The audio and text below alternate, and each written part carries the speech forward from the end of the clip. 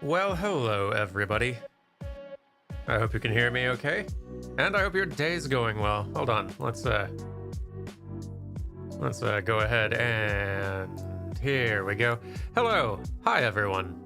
Can you see and hear me first before I start talking? Because sometimes things go wrong and that doesn't work out. Can you see and hear me?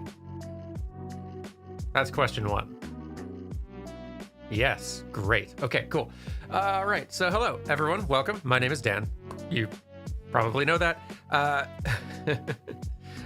This is a thing that we do for patrons of both New Frame Plus and Play Frame once a month, where we just kind of hang out and do a little chill Q&A for about as long as y'all want to.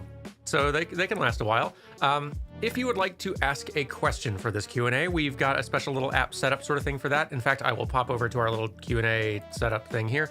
Yeah, as you can see, there's already some questions littering the screen over there. So if you want to ask one of your own, we use a app called Vvox for this. So you can go to vvox.app and put in this session ID. Actually, you don't need to do that. There's a link down in the description, or there should be. That should take you right to that Q&A page here. You can ask questions anonymously if you want. You can upvote other people's questions if you'd like.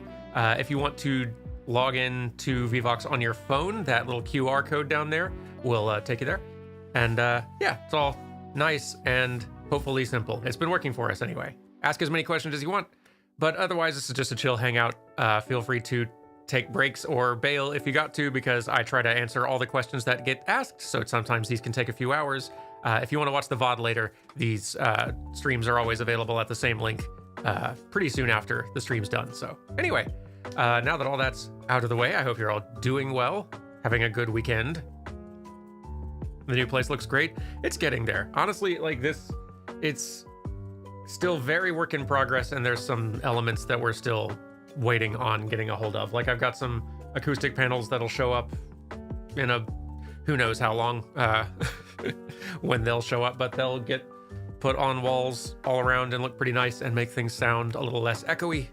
And then I won't have to use this, like I've got like a big, basically a comforter hanging, like I've set up 3 microphone stands, just kind of being really tall, and this is just sort of like draping from them as a sort of backdrop for when I'm recording play frame things, like over here with the mic pointed at me this way, just to dampen the reverb in here a bit, because it's a little bit of a tall ceiling. It's very echoey in the space.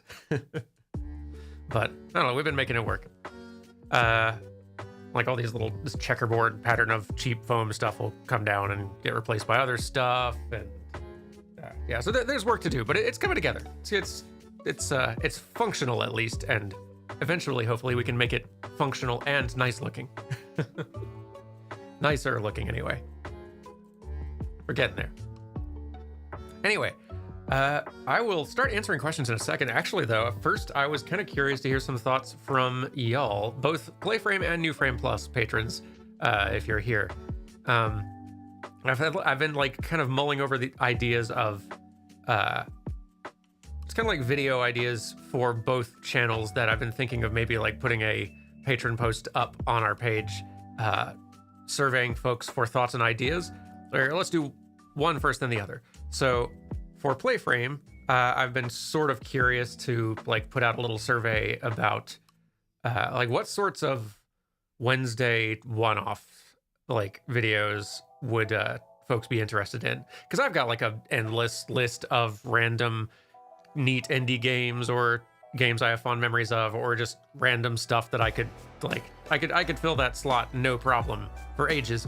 But I'm kind of curious to see like what sorts of stuff folks would recommend if they were specifically recommending things for a single episode attempt. Like anytime I put up a like request for like what games should I play on the channel, there's like everyone's got like got games that they'd love to see a full playthrough of, but what all sort of stuff would y'all like to see single episode like videos of, right? So that's something that I may put up sometime in the next week or so for the Playframe folks. For New Frame Plus folks, this is what I've been mulling over a little bit longer. Like one of the things that I've been wanting to try to figure out is how to make videos a little faster, part of which is like a big way to go about that is just making smaller video topics. I don't want to stop doing the big ones because the big ones are still like really interesting to me, and I've got a big list of them that I'm already kind of wanting to do in the pipeline. But I was trying to think of like in between those every now and then as a palate cleanser or as just something to make a bit faster. What would be some good types of New Frame Plus videos that could be made that are shorter but not like cheaper or worse feeling, where it feels like they're just sort of like spam cluttering the feed. I really like that if you go to the list of videos on New Frame Plus, like the signal to noise ratio, that's not a very good metaphor, like the level of quality on everything there is pretty consistent and high quality across the board. There's not just a whole lot of just kind of like cheap, like quick, mediocre like content thrown in there and then a few gems interspersed. And I like that, and I want to try to maintain that, but trying to go for something that's a little like faster to make and smaller in subject so it can be a faster to make video makes a lot of sense to me. And I've been trying to like think of what that kind of video could be. I could try doing something similar to those wrong play condensed type things that we did a couple of on PlayFrame, and I think that would probably work. My biggest worry there would be maintaining quality, or like making it feel like it is as strong a product, for lack of a better word, as the much more highly edited, highly scripted stuff. But it could be a thing to try. Like, try making one and then just see how it's received, see how people like it, right? The other thing I've been thinking of, though, is just like, okay, what if I polled patrons and maybe eventually like Twitter or what other venues, but patrons primarily, for just like game animation questions to answer? Because like sometimes there's lots of questions about game animation that one can answer reasonably quickly without having to go into a whole exhaustive retrospective of the franchise history, or without having to do just some huge deep dive on research or anything. Like sometimes those can be quite simple to answer and could be just as interesting as any other given video. So that's another thing that I'm thinking of doing, like putting out a poll of New Frame Plus patrons, just sort of like, what sort of game animation questions would y'all have that you'd be interested to see a video answer?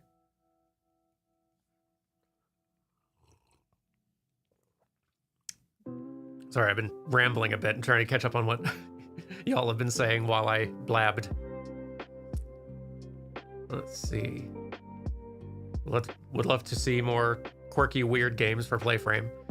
Yeah, no, like the Wednesday slot's great for the quirky, weird stuff, or just the small stuff that no one's ever heard of, or just the stuff that like I couldn't justify making a full playthrough of this, nor am I 100% sure I'd want to make a full playthrough of this, but like, here's a thing that is pretty cool that I can easily do one episode and y'all could see if you like it and want to go play it yourself. But it is a good slot for like being even weirder, like going for something just very strange as random one-offs. I quite like your whatever takes your fancy approach as such.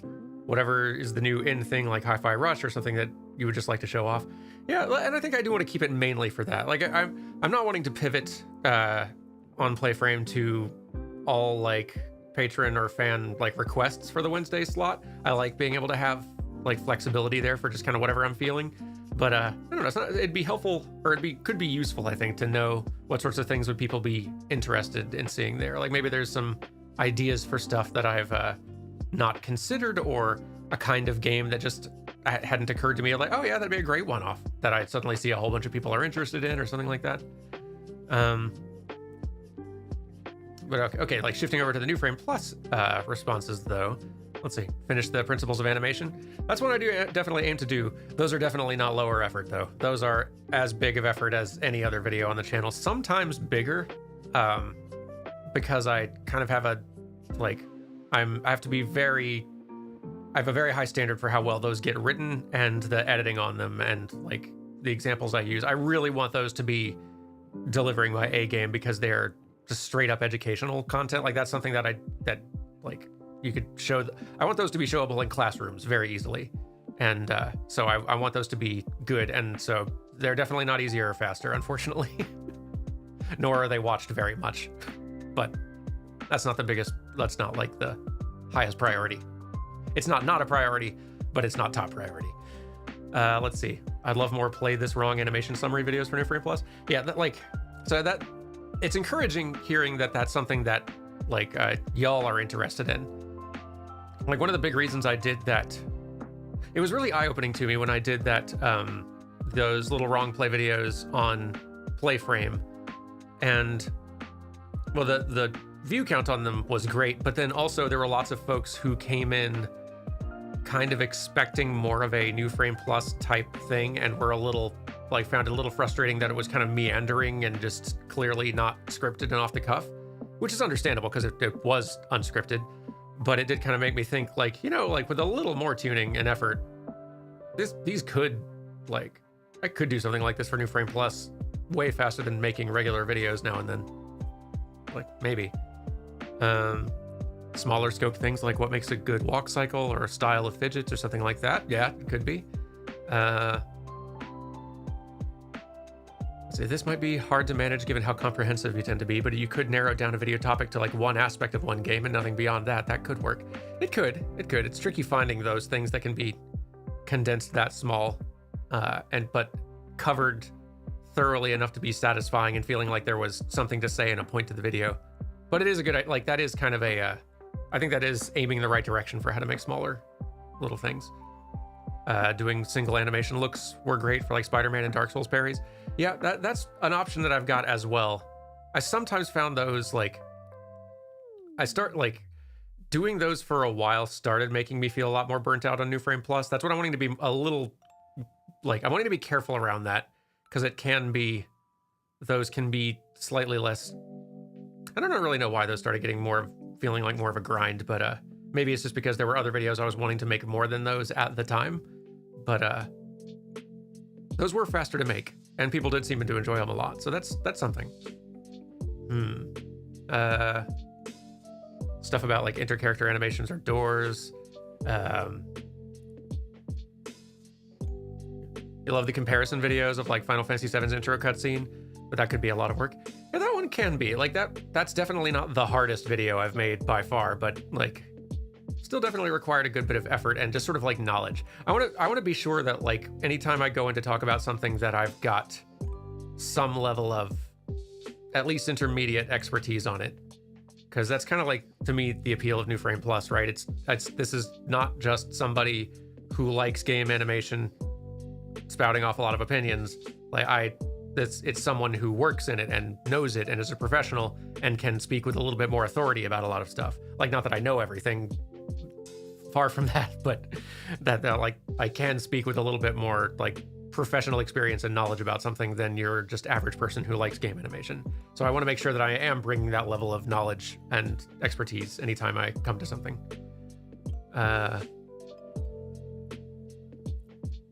Could probably make some bite-sized videos over some of the things that you're noticing in PlayFrame videos. That's honestly not a bad idea.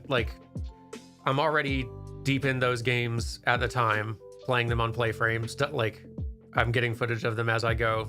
It is effectively kind of pulling double duty in that way. So that's not a bad idea.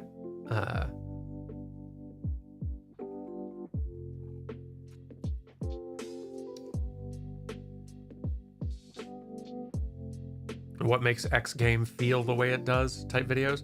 Yeah, that could be a good one too.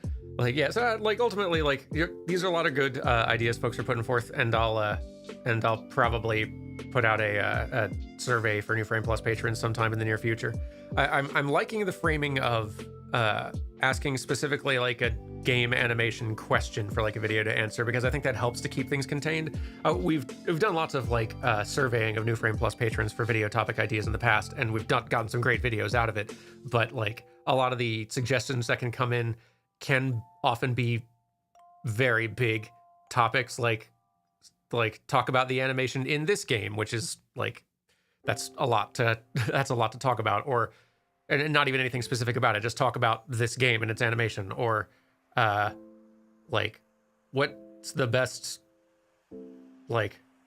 dodge animation in video games, or whatever else, which is also that's a fun idea. That's also a lot of research work to do. It just like stuff like that. So there's something about like keeping it condensed to like a game animation question that doesn't guarantee small ideas, but does like I think it's gonna skew toward more like digestible small topics that can be covered a little more easily, which is my hope. I don't know, we'll see.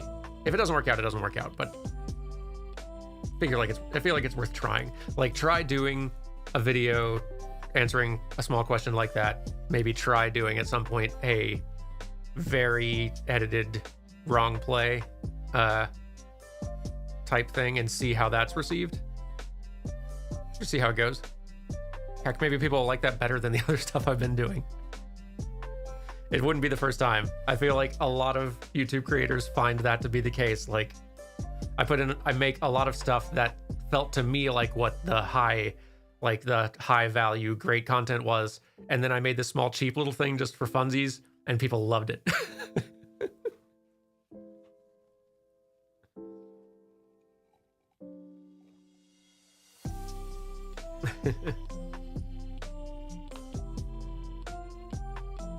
Lots of other good ideas here too.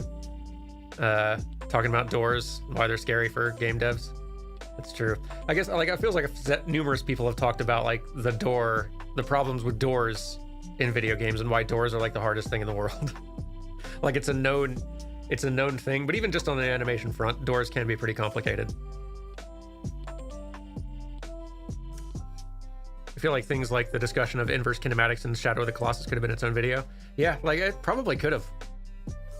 And honestly, that's the kind of video that I could see emerging from a question, like a Patron question. Like if somebody asked like, why is there weird bugginess sometimes when you see like characters' feet connecting to the ground weirdly or things like that. Like that could emerge. You could just make a video about inverse kinematics out of that or something like that. But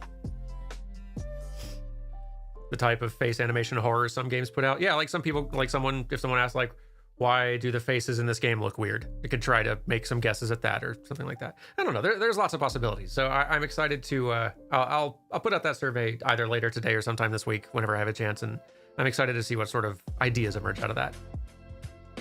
Could be fun. Some really good videos have come out of folks just pitching ideas in the past.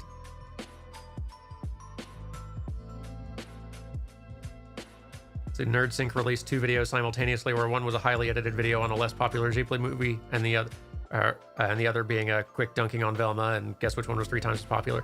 Yeah, and not, like I could have predicted that too. Like dunking, whichever one is dunking on something is going to be the more popular one, almost guaranteed anyway, especially if it's a video and a subject that is timely and that lots of people are already talking about. Like that's just going to spread better on YouTube, on any social media.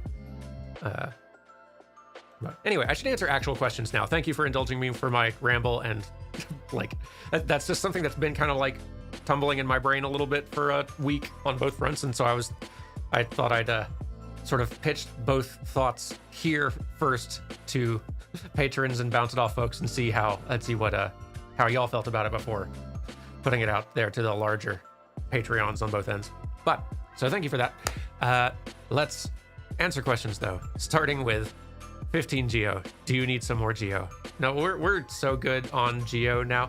For those of you who don't know, my friend Dan Jones and I have been playing through, well, I've been playing through a Hollow Knight item randomizer on PlayFrame, which has been a blast. And it's one that Dan Jones made custom, where he edited a bunch of text in it and just made a whole custom mod basically of Hollow Knight for us to play through with an item randomizer. And it's been great, but we are at that kind of painful stretch toward the end where there's just a couple of checks left that we need with crucial items. And we keep on just finding, every time we think of, oh, we could go here, there's some items we could get there, there's some checks we could get there. And it just keeps on being 15 Geo everywhere. It turns out there's a whole lot of rocks you can hit in Hollow Knight for 15 Geo, especially early on in the game. And once you spread those out into the item pool, they'll become an endless disappointment. So, no, we're good on Geo for now, but thank you. From Andrew. So I know it was a while ago that you played Hi-Fi Rush for a Wednesday special, but what are your thoughts on the animation in that game, or just the first level if that's still all you've played? I just love the level of detail in some scenes where 4 or 5 different things are going on at once. Yeah, no, like what I have still only seen that first level. I've been meaning to try to get to playing more of it just in my own time, but just haven't had a chance. Yeah, the animation in that game's great. Like I am super impressed with it. They are like shifting between gameplay, 3D, cutscene 3D, cutscene 2D. Like they're shifting between modes effortlessly. The animation of the environment and worlds around you looks and feels great. There's tons of character to everything. Their cell shading look it's like really on point. It's just awesome looking game. I'm so happy that they released it in just the perfect ways to where that game could actually make a splash and get a lot of attention for a week, instead of being the sort of thing that gets like just released and then no one really talks about and it just goes under the radar. I'm glad it got attention because it's such a cool looking, unique game. I want to see more of it. But yeah, animation in that game's great. Let's see, one from Kyle. So I've been playing or watching old playframe videos while relaxing before going to sleep, and I noticed that even going from Kingdom Hearts 1 to 2, there seems to be a huge jump in how comfortable you seem. When do you think you hit your stride with videos, or is it a constantly evolving thing? That's an interesting question. I don't know. I can definitely hear the difference too. Like listening to year 1 playframe versus year 2 and onward playframe is quite different. There's a much bigger difference between that, like year 1 and year 2, than there is between any other year of the show, I think. That would be interesting though. Kind of skimming back through sort of our list of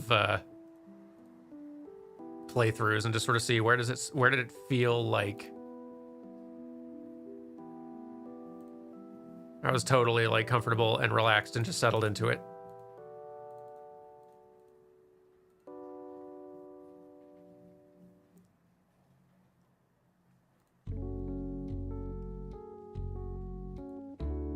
I think it took a little while to kind of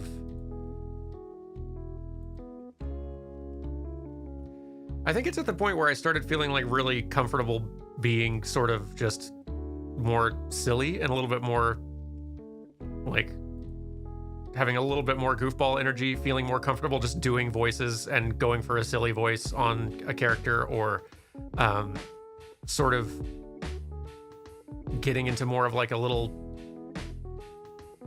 like almost creating a character around whoever the player character in the game was, like the little Bug Knight kind of type of character, just giving them a little bit more of a sort of personality that I was sort of almost giving voice to as I was playing. Like, so it was probably around the Hollow Knight playthrough time, or as like Carrie and I started getting into games where just doing more voices, like later Alligator and stuff like that, where we started feeling more comfortable doing it.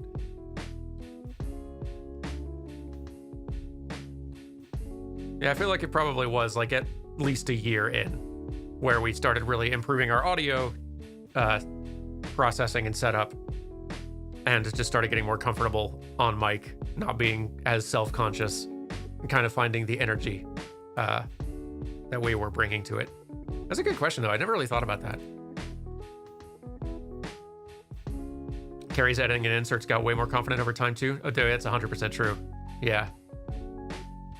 Yeah, she was definitely way more like shy about having a visible presence in the like as an editor on the channel earlier on, and of course she settled into it. Like she inevitably would have, but I'm glad she did, and feels much more comfortable with that now, and that she feels much more comfortable also on mic and in their playing games co-op with me, because those are a blast. Like we both settled into feeling way more comfortable being goofballs. And I think like once you hit that energy where you just sort of feel relaxed and sort of more safe and secure in doing that, you can just everything just starts getting better. Good question though. Huh? From Josh. So I know you're playing God of War now, but now that the DLC for Horizon Forbidden West is out, do you think we'll be seeing Detective Aloy anytime soon? I don't know how soon we'll get to that. Like, I've been intentionally not playing that on my own time because it does feel like a good one to do on the channel at some point. But, it feels like we'll need some space, but definitely some space after God of War, because God of War is long. Feels like we need some space between the big Sony AAA first party games, probably, especially given like Elden Ring DLC is going to drop on us someday, and that's going to be some months probably. And I feel like we got a couple old Metroidvanias we got to go back for, like The Messenger and things like that. I do want to get to it. I just want to like, I want to have some palate cleansers between the really big giant playthroughs that take months. And God of War is definitely looking like it's going to be one of those. It's been great. Like, I'm way into this God of War sequel. But going straight from God of War into Horizon that'd be a lot.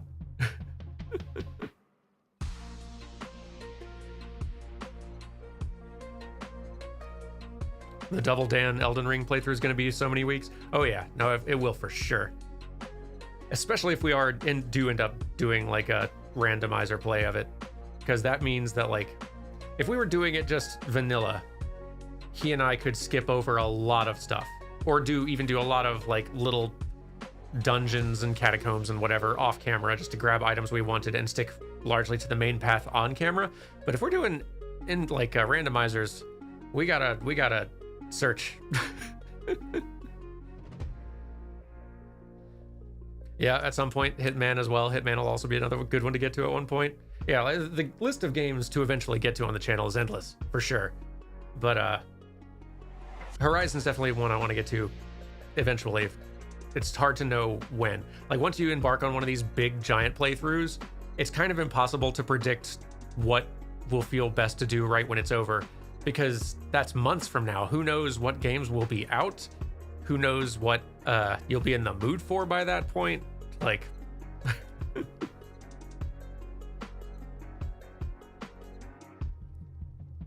yeah, we'll see though. Next, from Sonra. Is Dredge on your radar? I picked it up last weekend and was so hooked I 100%ed it in a few days. Quite the interesting little game. Yeah, it is on my radar. I'd seen like a trailer for it a while ago. Dan Jones played it and loved it and like recommended it.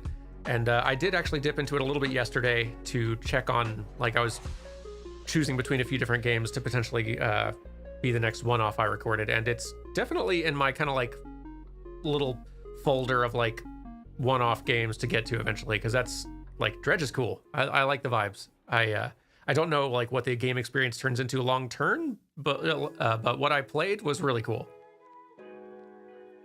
But no, instead I recorded Lunistis, which was sort of on whim, but man, that game's fun. And in the likely event you've never heard of it, that's okay. It'll show up on the channel in about a week and a half, and it's a good old time.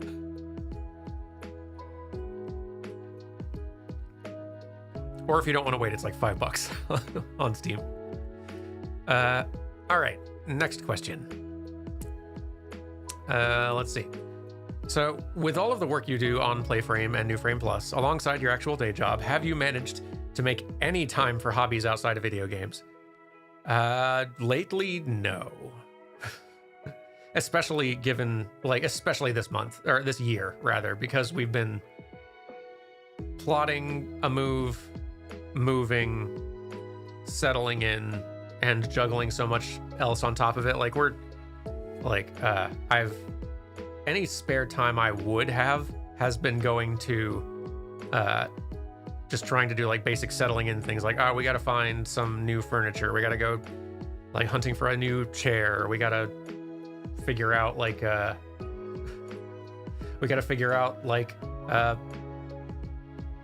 pet care in this area, we need to find a new something like this. It takes a while to settle into a new play area when you move to it, especially if you got to juggle a bunch of other stuff on top of it. So free time has been sparse. And even when I do have free time, like, I'm usually like, my hobbies are making stuff for one of these YouTube channels, or playing games just for fun, or watching stuff like TV and movies, like, which is, I haven't had nearly as much time for that in recent years as I used to. And beyond that, I don't have much time for anything else. I enjoy playing like stuff with friends, like tabletop stuff can be fun.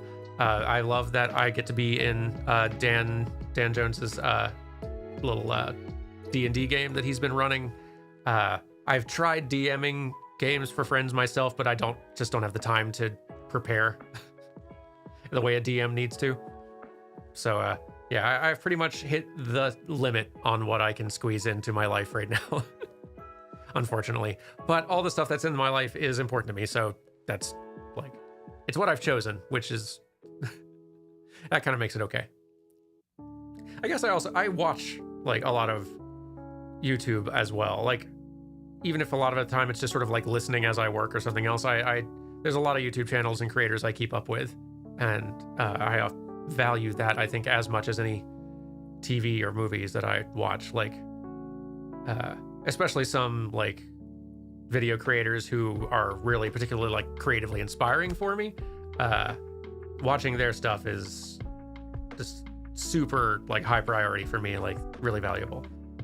Like if a new Tim Rogers action button review or Noah Gervais video or like just a handful of others, new CJ the X or something else, like if a new video from some of those folks drops, Foldable Human, Dan Olsen, H-Bomber Guy, like that's appointment viewing. Like, all right, make some time today, we're watching this.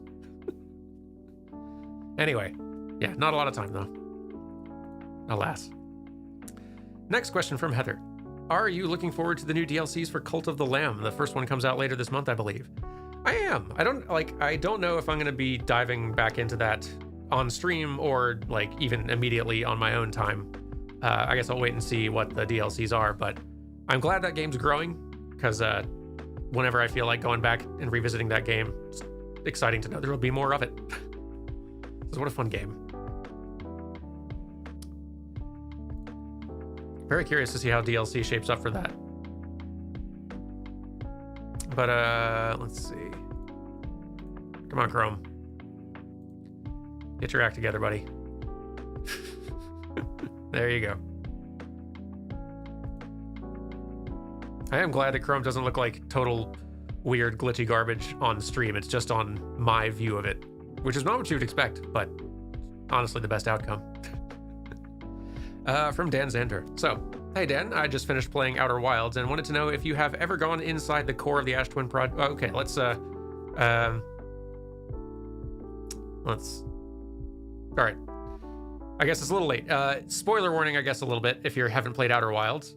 But let's see here. I don't think I did do that specific thing though. I don't think I ever did do that specific thing, and I'm not really sure what would happen. Next time whenever I go back and feel like doing a quick playthrough of Outer Wilds, then yeah, I will have to try to doing that, because I don't know for sure what would happen. Neat game though.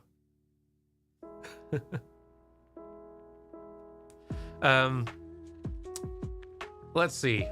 From Colin, how many more plushies can you fit on those shelves? Not many. And I don't think that they're going to live there long term. They're mostly there for sound absorption right now, honestly. Once we actually have proper audio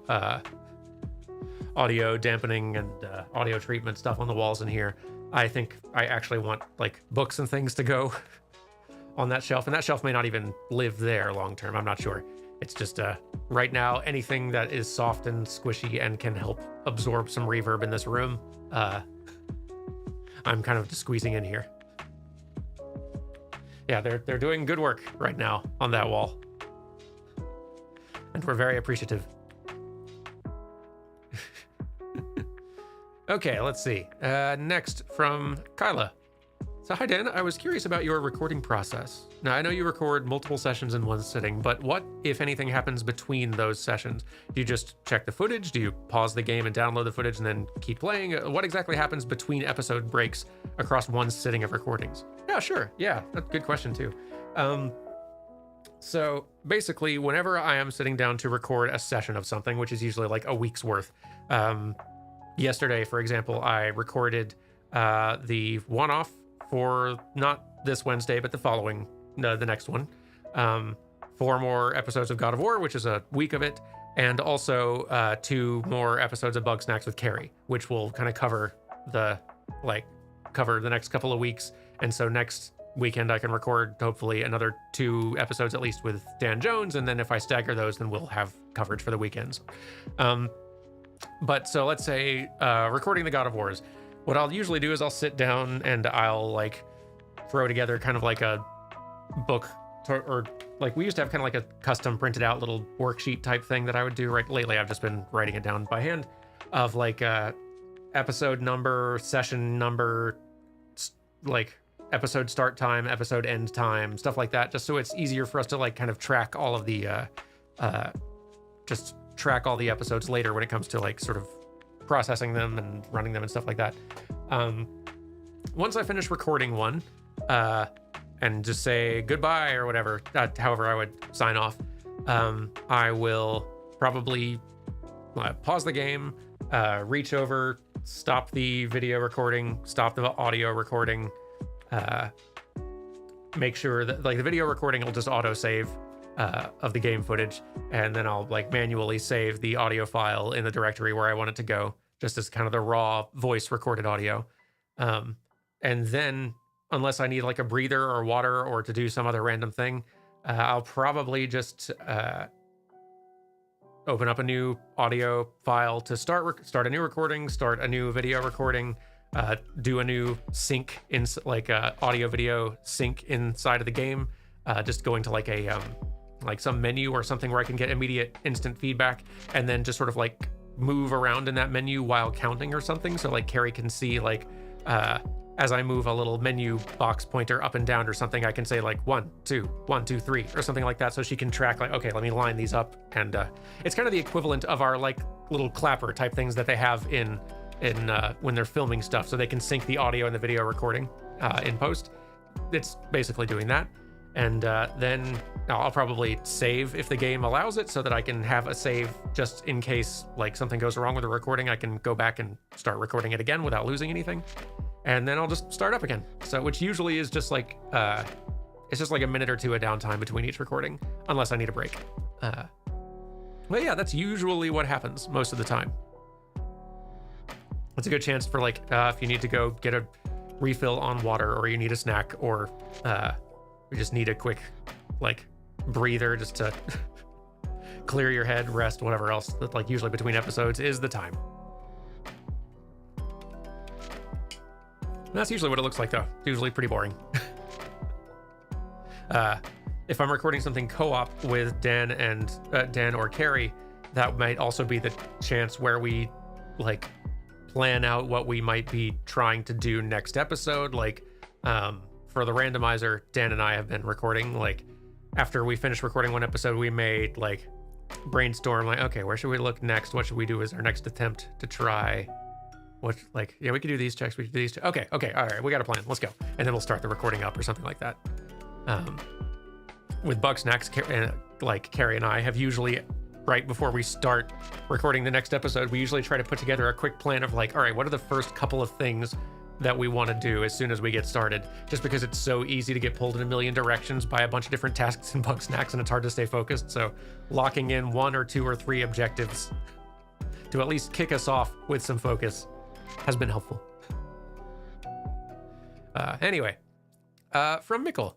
Hello, Hobson. Do you plan to, or have you been able to see Honor Among Thieves? And any surface thoughts on it? Yes, Hobson, by the way, is the name of my character in Dan Jones's Dungeons and Dragons campaign. He's a little, he's a halfling accidental warlock. But yeah, no, like the D&D movie is great. Like Dungeons and Dragons is fantastic. Like, I am really actually amazed at how good the Dungeons and Dragons movie is. It is a lot of fun. It captures the energy and dynamic and comedy of playing D&D with your buddies. It feels just uncannily faithful to what playing D&D feels like. It's a great time. It's like, it captures that kind of like when like when a Pirates of the Caribbean movie is at its best or something like that original Pirates of the Caribbean movie, that kind of like fun romp adventure energy, which I feel like not a lot of movies do that anymore. Like when that movie like hits, when that kind of movie really does it right, it's a blast. And this D&D movie really captures that kind of fun adventure comedy like energy. So highly recommend if you haven't had a chance to watch it yet. Even like I'm not a hardcore like D&D player, and like honestly the Forgotten Realms setting I find kind of just boring a lot of the time because of how just intentionally generic it is in a lot of ways. But even regardless, that movie's a blast. Anyway, next from Peter. Now that you've moved places, how likely is it you'll still do couch co-op with Dan Jones? It'll be still happening from time to time, just less frequently, because now it involves like travel and making sure he's got a place to stay and stuff like that. Our apartment's really small because all apartments are really small in Vancouver. It's just small and absurdly expensive. The housing market here is very bad. But yeah, we'll still be getting him up to visit and hang out for some recordings now and then. Not as frequently though, which is a shame. But like he and I, for most of the history of Playframe, have recorded stuff entirely remotely, and so we can still do that just as well. And it gives us a way to keep in touch and hanging out regularly, even like just remotely, which is super valuable to both of us, I think. So it is a shame not being able to do the couch co-op thing as easily, but we still want to do it from time to time. If for no other reason, then just get him up here for visits. Hopefully, like, gotta just finish getting this place settled in and set up so we can do that. All right, from Colin. So your video on Tracer's pose was a pretty early example of your animation analysis videos. Have you thought of doing more videos on posing? Would those be a little easier than a full animation cycle analysis? They could be. It depends on what the video was. It depends on like what the video is trying to say, right? Because that Tracer video is definitely not lower effort than any of the other ones I've been doing. But you could do a video that was just like analyzing a pose of something. But I think the biggest question I'd have to answer when choosing that topic is why dig into this pose? What is there to say about this that is worth making a video about? And which can be hard to find sometimes. Every game has animation, and you could dig into the animation in literally any game if you wanted to. But what are you like? The quality of the video will live or die on what are you trying to say? How interesting is that? How like meaningful is that? Like what are you wanting to say with this video here? So like that's where the challenge comes in. Finding something to say about the posing in something that feels like it justifies making that video out of it, right? Like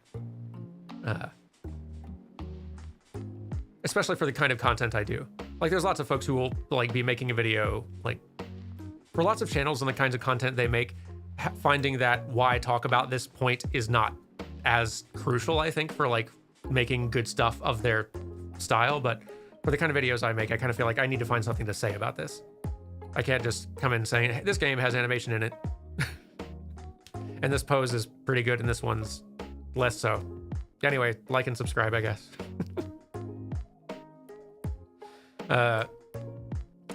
Like if I don't have something to say, it's harder for me to stay interested in even making the video from beginning to end. And these take a while, so I gotta be invested. But yeah, like analyzing a pose, to answer the question more specifically, like could be easier than digging into a full animation cycle analysis. Maybe. Sometimes though, when you focus on just a very small thing, that sort of requires digging into it with more depth. Sometimes looking at everything in a more zoomed out sense can be a lot easier than focusing on just one small thing, but really in depth and finding a lot to say about that kind of thing.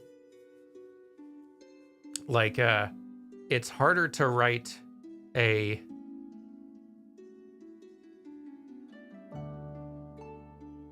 Like, of all the challenges in that Sonic video, writing it was not the big challenge so much. Like, the sheer size of it was challenging, but if I'm only having to, like, if I'm only spending about 5 minutes or so, maybe sometimes less on each game, you're just hitting the broad points and the surface level most important bits, and that doesn't require digging in really deep and explaining a whole lot, which means for each one of them, they move pretty quick.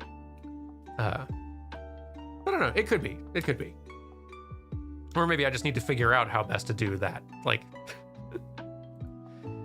it could be that there's like any one of these topics that are being suggested actually has tons of potential, but I just need to figure out how to really tap into that. I don't know. From Wet Paint Gaming. Hello, Dan, Carrie, and Cats. Hope things are going okay with you all. Just started to play Loop Hero on Game Pass and wondered if it's something you'd either stream or do a Wednesday one-off of. You know, it's interesting. I actually tried Loop Hero. Well, kind of. I opened and played like a minute of Loop Hero for the first time yesterday, and then just bounced off it super quickly. Not because I don't think it's good or even that I wouldn't like it. I was just like not in a mindset where I was like, when I opened it, my brain was in like a kind of, I don't have enough brain to learn this right now. I'm going to look at this later, not right now. This is not just a quick drop it in, oh, I get this kind of game. This is going to take a little bit of like paying attention and learning, and I haven't got that energy in my brain right now. Maybe later. But it does seem interesting, so I think it's going to be a great Wednesday one-off game someday. That's a bit obtuse in some ways, but a little research and it makes more sense. Yeah, like I think, and it's like totally fine that it may require a little bit of research, and a lot of people were way into it, so like there's clearly something there. So yeah, I want to do a one-off of that at some point just to try to learn it and understand it, because it seems cool, but my brain was just not ready for it yesterday. So you'll often hear people talk about that sort of thing where, especially during the like kind of pandemic era, where lots of folks felt like, I could watch this show that I've been meaning to get to for ages and I'm really excited about, or I could rewatch this old favorite for the 15th time. And during the pandemic, a lot of people were like, I'm just rewatching this comfort thing, man. I don't have the energy to get invested in a new thing right now. I've been having that, but I've been having that for games a lot lately. Weird, like way more than usual. Even games that I really want to get into, I've been feeling like I've just been falling back on comfort food when I have free time for games way more often. And I don't like that necessarily, but I'm clearly doing it for a reason. I must need it. It's been like I want to play more Hi-Fi Rush. That game rules.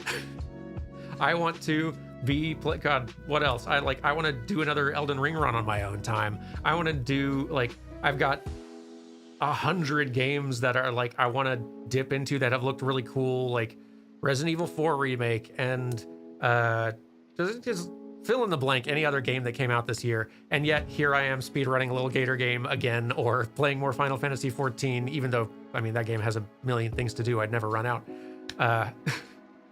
Or something of that sort. And I guess that's kind of fine. Like, it's not a problem necessarily, but it's I guess it's just what I've needed. It's the brain power I've had left. It's been a busy year. I am so worn out. I'm glad we've done the move. I'm glad we're here. Like, the new job is great. I'm really I'm having a better time at work than I have in years. It's and I've got the 4-day work week, so now I can spend the Friday doing New Frame Plus stuff. Like, that's all so nice, but moving takes it out of you. Especially a fast move that you then have to launch right back into your routine right after. I'm just like, whew. I'm tired. If I have a therapist, you recommend bringing this up? I need to get another therapist now that we moved up here. Because yeah, like the therapist I was talking to back in the States, usually they're licensed for specifically working in their country. As well they probably should be. That's probably a good rule. It does mean that Carrie and I both need to like be looking for other therapists and healthcare providers. And boy, healthcare providers in British Columbia are an issue right now. Just there's a real shortage on doctors in this province, and maybe just Canada in general, but I think this province especially. So finding healthcare like challenging at this time. But it is universal healthcare, so like when you do find it, it's also not going to bankrupt you. It's a pretty nice silver lining. It has its trade-offs for sure, but I'm rambling. Let's do another question. How did I go from Loop Hero to BC Healthcare? Whew. It's from Simon and Thea. I feel like I've messed your name up before. Is it Simon? Simon and Thea? Tell me if I'm wrong. You seemingly drink a lot of tea when recording. What's your go-to tea, and what is your favorite? I do. So I usually, I always have this thing full of water, just cold water, just daily, always around me, just for sipping. These things are great. This is a Yeti brand one, but if you can get anything like this that preserves temperature, where you can just put cold tap water or cold filtered water or whatever in this, this will keep it cold all day. I tried drinking hot drinks out of this and I can't. It's too much. It burns me so bad to try. It's too good at its job. Cold drinks only. But that's what I'm drinking most of the time. If I'm having to do a lot of voice work and I can feel my voice starting to wear out. Okay, good. I said Simon right. Yes. If I'm starting to wear my voice out, there's a lot of voice acting in it, or my voice is just tired and I still have an episode or two to do, I will usually, once the episode's done, stop, go heat up some tea and make some Earl Grey, and then dump a bunch of honey and lemon in it. And really, the Earl Grey part is not... The Earl Grey tea is a vehicle for lemon and honey at that point, if I'm honest. I'm not even that much of a tea guy. I don't drink tea, generally. I'm not a tea drinker. But coffee's not great for soothing the throat after a lot of voice work. And the tea and lemon really help. The honey and lemon really help, and tea is good for that. And just pouring that into hot water would be weird for some reason. It's okay if you put a bag of ground up plants in it.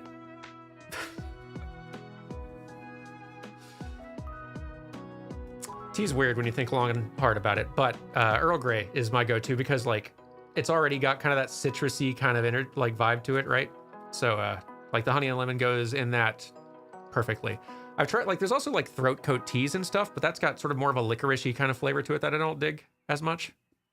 It's probably just as good though.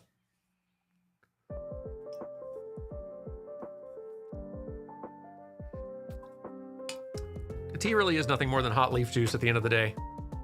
And not enough people are talking about it. Anyway, another one from Simon and Thea. Hi, Dan. So this is a large, open-ended question, but what do you think are the crucial elements to good game animation and why? In a similar vein, what makes bad game animation in your opinion and why? Great question. Big, yes, but that is just ultimately the question, isn't it? I think if you want to... The answer for what is going to be good game animation is highly variable depending on the game and the game's needs. But I think if you zoom out and need to just get a broad enough, simple enough core of truth for what is good, what makes for good game animation, good game animation is both functional and appealing. And it's in the digging into the nuance of what functional and appealing means for any given game is where you can get into the specifics. And if you have to choose one, choose functional.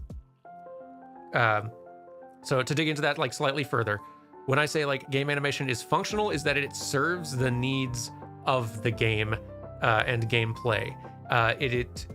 You have animations for all the stuff in the game that you need, obviously. It feels responsive, it makes however the player is controlling things, the animation makes things feel good to control, feels responsive to you. It gives you all the visual information you need. Honestly, that's the better way of saying it, even than feeling good.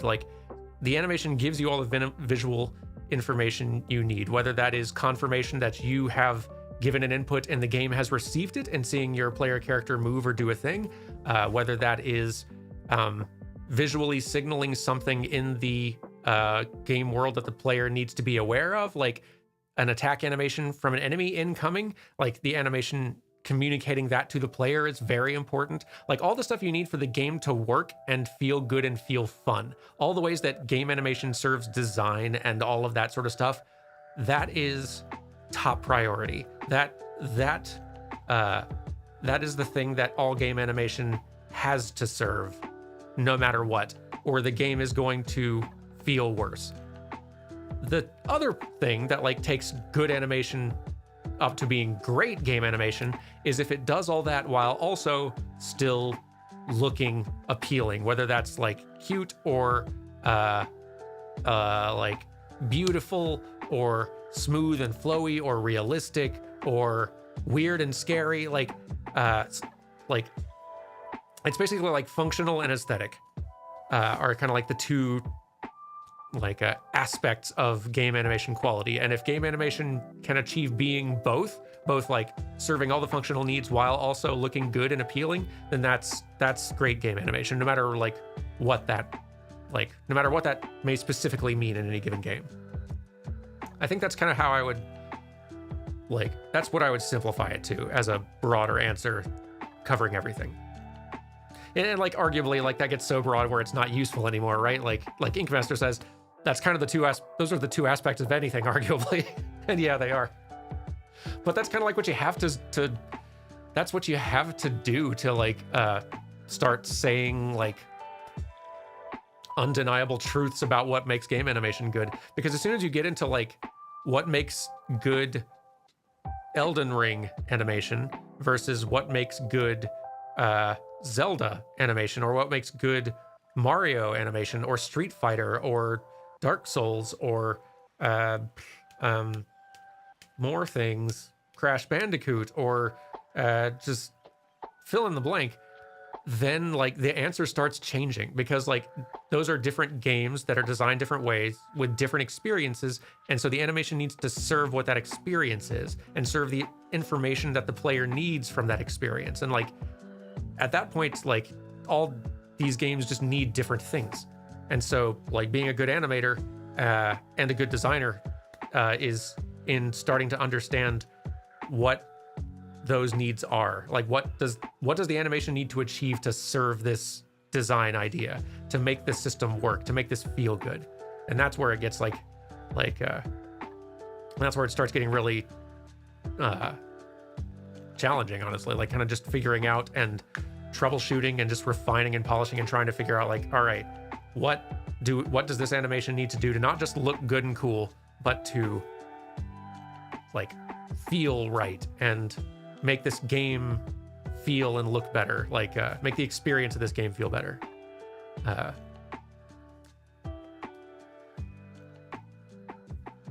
it's challenging. Game animation's hard. It's fun, but it's hard.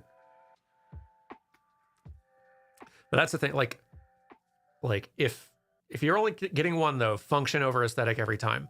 If a game's animation looks beautiful but is not serving those functional needs, then the game is just going to feel pretty bad to play. Like so I'm going to dunk on. I'm going to be really critical of a game that came out kind of recently here, even though I'm not wanting to be mean to them, but this is a good example, I think. There's an indie game that came out, an indie Metroidvania called Curse of the Sea Rats, which is sort of like a 2D Metroidvania. Like the characters are all 2D hand animated in sort of a more 2.5D 3D space, and there's like several playable characters you can choose, and it's sort of just it's a Metroidvania. And the character animation looks really good. Like it's got this sort of like classic Don Bluth, Secret of Nim sort of like style to all these sort of like rat characters, and like several different player characters with lots of cool moves and stuff, and really like some beautiful looking 2D work. But that game feels like really bad in your hands to play in motion. And that's not necessarily the animation's fault. Like I think a lot of it is kind of the design of how your characters jump. I think it is a lot of the illegibility of the environment. Like your 2D characters in the 3D space are hard to kind of visually, spatially parsed sometimes. There's a lot of like bad design in boss move sets and the ways that, and like boss fights and stuff, to where like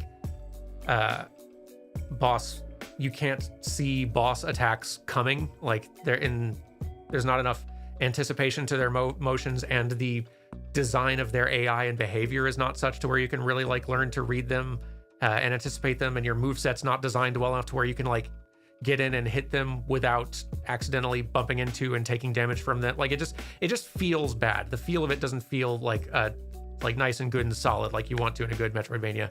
And some of that is just design and AI and programming, but some of that is animation. Like it's beautiful looking animation, but it is not animation which is it is not giving you the visual feedback you need, and it is not designed as such to where it like enables good feeling play.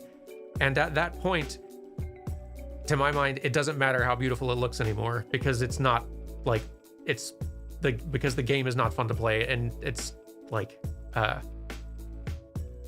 it's not enjoyable to play. So why you will not keep playing this just because it looks pretty.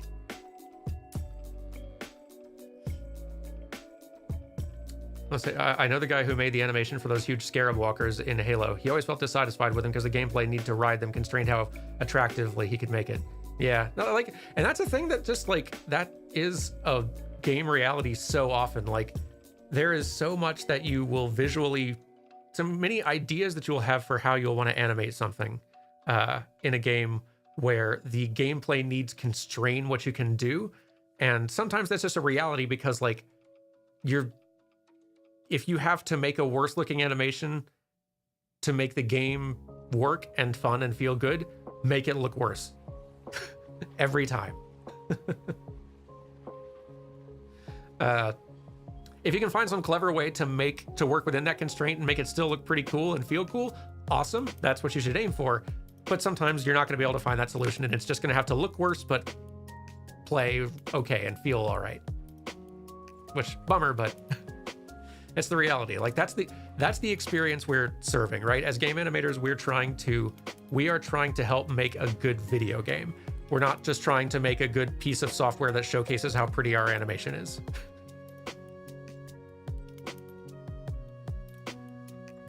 Anyway, I've rambled a bit, but it was a big fun question to answer, so good question. Let's see, from Inkmaster. I recently came across a channel called Quest with Aaron, and apparently there are some differences between the English and Japanese versions of the quest log in Breath of the Wild. Specifically, while the English version is impersonal and addresses the player directly, the Japanese version is written from Link's perspective and offers a bit of insight into Link's characterization. Oh, that's cool. Interesting. I didn't know this. Does this affect your opinion on the amount of personality Link has in Breath of the Wild? And apologies if the question's redundant. I'm catching up on your VOD backlog. I'm currently at the point where you're collecting footage for your video on the subject.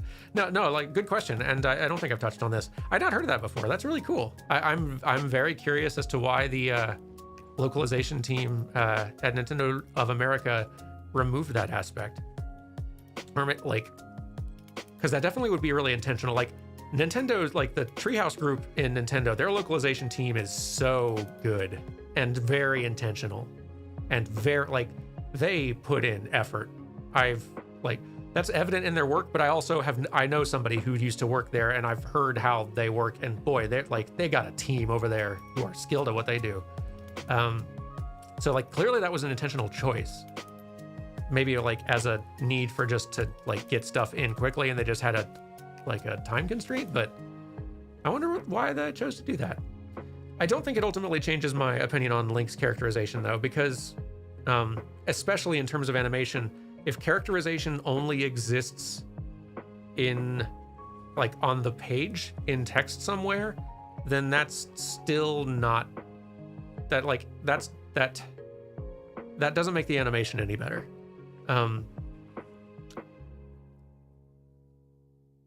Yeah, no, like, I still feel like his characterization and his character animation is still pretty lackluster. Like, I think that the characterization of his character would be stronger for that. Like, getting more personality from him in that text stuff would be great. I'm kind of bummed we don't have that now. I'd love to see what sort of personality they bring out of Link in that. but I don't think that having that would make the animation of the character better on that front. I think it would just be the text bringing a little more of that character that the animation is lacking. And I'm kind of surprised, like, I'm a little surprised seeing footage of Tears of the Kingdom. It does not look like... It looks like they're animating Link very much the same. So, I don't know. I'm very curious to see how Tears of the Kingdom turns out. I mean, I'm excited to play it, and it's going to be phenomenal, I'm sure, but I guess it's good news for me, because that means I can still make that video I was planning, and Tears of the Kingdom will not invalidate any part of it. Maybe. We'll find out together, won't we? Soon. So soon. So, from Dan Zander, a comment rather than a question. In light of what you were saying about the strain on your voice, I just wanted to say how much I, and I'm sure everyone else, appreciate the voice work you provide in your playthroughs. Not only does it lend each game a level of immersion other Let's Plays wouldn't have, it also makes your videos that much more accessible. Even I, as a sighted person, find your narration to take a great deal of the burden out of reading text-heavy games, and it's allowed me to enjoy many games I wouldn't have the capacity to delve into otherwise. Of course, please take care of your voice, and don't feel obligated to read things aloud if it's straining your voice, but from the bottom of my heart, thank you very much for lending your voice to these games. We very much appreciate the trouble your larynx is taking on for the rest of us. Thank you very much for the kind words, and that's, like, I'm thrilled to hear it. That's exactly what I am hoping to achieve by reading as much of the stuff as I do in these playthroughs, and I'm very glad that the voice stuff is something that folks enjoy. I was very, like, especially you can hear in that first Kingdom Hearts playthrough, I was very, and probably a lot of the early Kingdom Hearts playthrough, I was very uncertain about doing voices, just because I didn't know if that was just going to be annoying. And maybe to some people it is, but I'm very glad that it has, that folks see it as an additive, like, great element. That's great to hear, and I enjoy doing it. So let's see. I will continue doing the voices though. Oh no, I feel like I accidentally got rid of one. Hang on. I think I got rid of a question that wasn't supposed to be gotten rid of. Hang on, I can fix this. Probably. Give me a sec. Here, I'll go BRB for a second while I try to get this question back.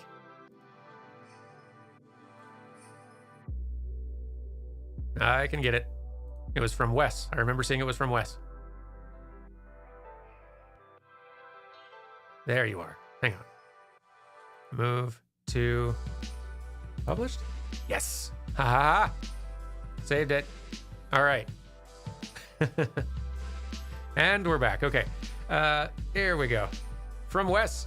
So when watching your Let's Play of God of War and my own playthrough of it, I would occasionally think of the extra credits no redeeming value episode. What are your thoughts on this Kratos compared to the original trilogy?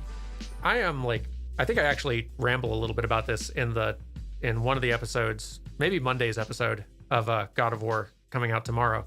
I am, like, astonished at what this reimagining of God of War has achieved. Like, it kind of blows my mind how much of an about face and how successful of an about face it is for this franchise. That, like, Kratos, like, before 2018, God of War was such a juvenile, sort of like a juvenile, crass, kind of like angry, just like, I'm trying to find, like, the right word for it. I guess juvenile is the best I can find for it, really. Just kind of really juvenile, angry thing that was fun. Like, it was just fun. Junk food's a good word for it. Like, it was, like, a good time, but it didn't have anything of value to say. It was just reveling in, like, hey, we've got gore, hey, we've got tits, hey, we've got... It was, like, just a grindhouse sensibility, like a like schlocky 80s action movie type thing where it's just appealing kind of to base instincts. And it was like, to be fair, like it was very good at that. God of War 1 and 2 and 3, even like all three of them are really good character action games in terms of just like the action, the combat, like the spectacle of boss fights is still just like, mwah. Like I still look at some of those God of War 3 fights and I'm just like, man, that came out on a PS3 and that looks so good still. That looks incredible. But it's like, it's real, like, it's real dumb fun though. And it's very like,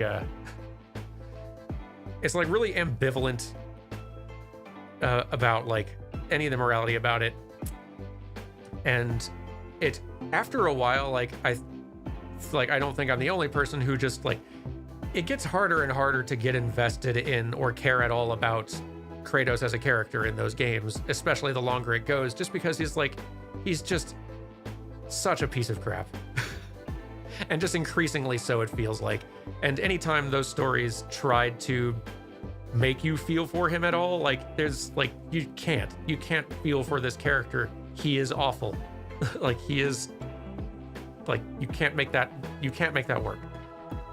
That they have taken these stories and made him look back on that, all like on the sensibilities of those games, and that be a phase of his life that he feels incredible guilt and shame for, and that he is now has a huge stake in making sure that his son does not become that person. That is such a clever way to turn this franchise around into a completely different thing. And they are getting now so much pathos. Anytime they call back to those previous times and the kinds of moments that they would just use as kind of just a dumb actiony sort of joke. Like they just treat like killing random characters, like the killing random civilian characters as just a joke, as a punchline in old God of War. And they like, this God of War now like shows that Kratos feels like human garbage, like demigod garbage, like forever being that person, and is having to try to reckon with finding a way to continue existence, like knowing that can never be a thing that he can change about himself. Like that is such a magic trick narratively that they've pulled off, and they are doing it with such nuance. And like, I'm just so impressed by the storytelling work in these two God of War games. It's phenomenal. Like, man, I never, ever, ever would have expected them to be able to turn this around. But this is some of the strongest storytelling work and character work I feel like I've seen in a AAA game almost, period. It's just so well done.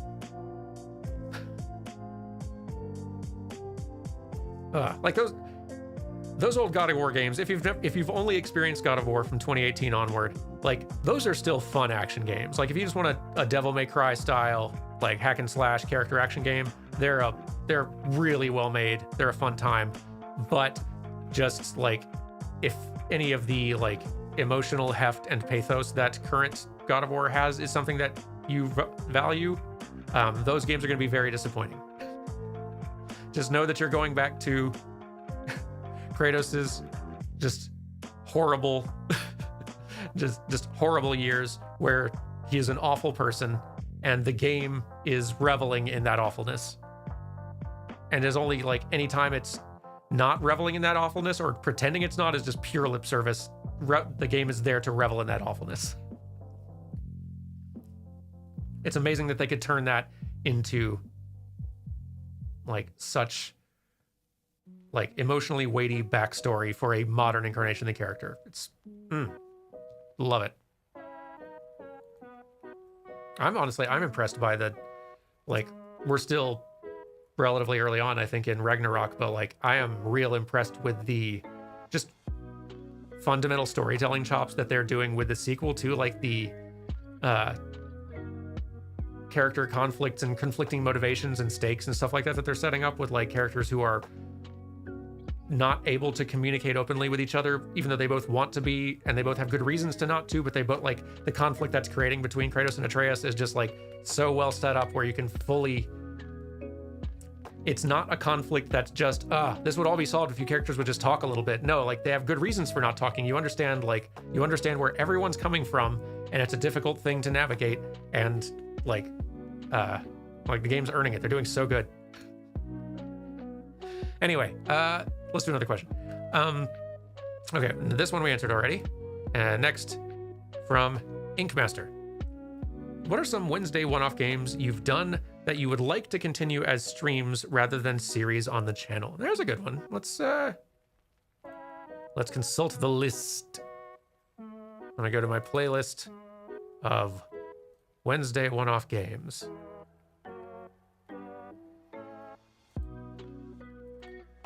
There's probably like a long list of ones that I would happily continue streaming, but I don't have a lot of time for streaming, so not a lot of games are gonna be able to be continued in that way. But so which one should I answer? Games that I think would be fun to continue streaming, that I'd totally be down for streaming, or ones that I think actually might be in the future maybe continued as a stream? Because those are different answers, I think.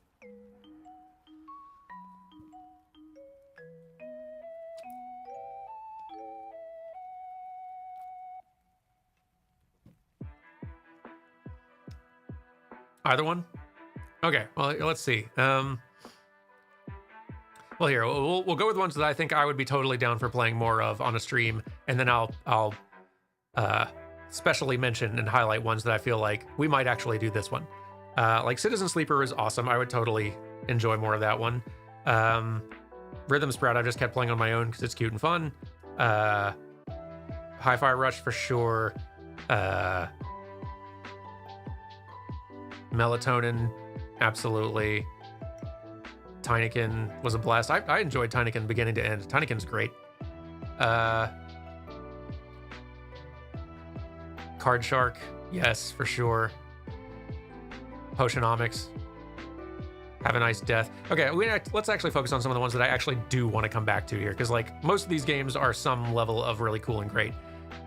Ones that I'd actually think I could see coming back to, though.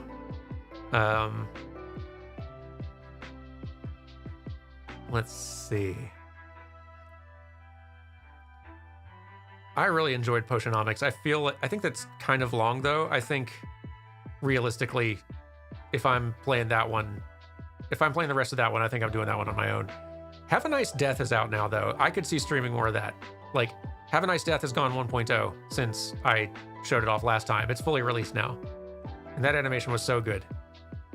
It's basically like, what if Hollow Knight and Hades mashed together? With great animation.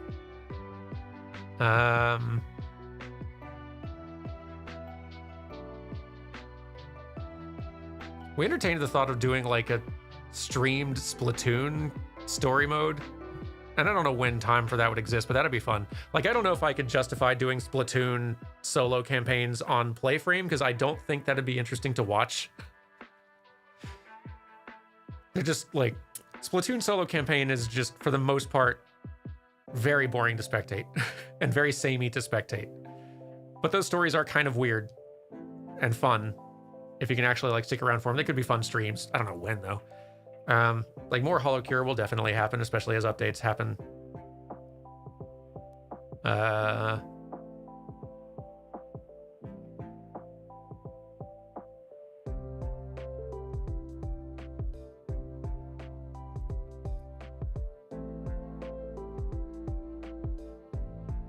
I feel like if I did continue Exocolonist, I'd probably play that one on my own as well. I actually have played a little more of that one on my own.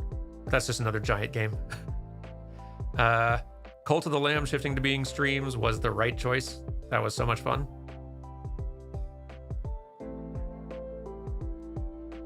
I could see going back and finishing Stray at some point. I don't think it's super long.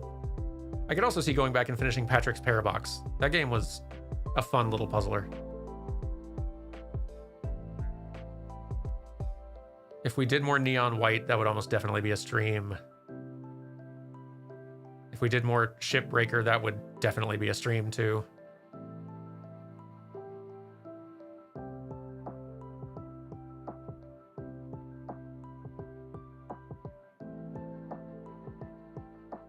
I'd like to go back for Death's Door at some point. Maybe on channel. Maybe.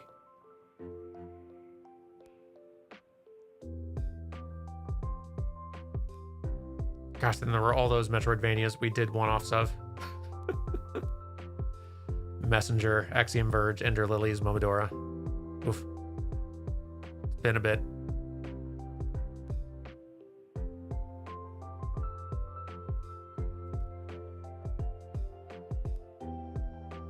I think we'd probably also, like I did 5 episodes of Darkest Dungeon, but if I ever play Darkest Dungeon again, that's gotta be streams. I think.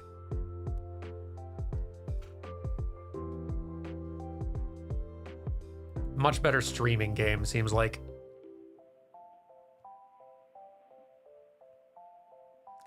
What do we do when Hades 2 comes out? That's the real question. Because I like that one as a bonus playthrough, and we did it on the channel. But it's definitely a better streaming type game, probably, but man, that was really fun. I don't know what we do when Hades 2 comes out.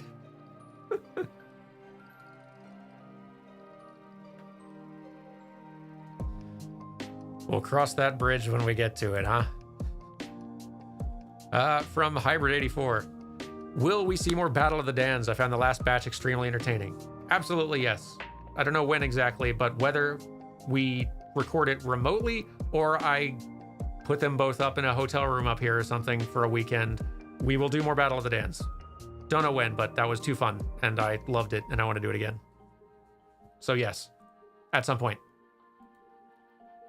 For sure.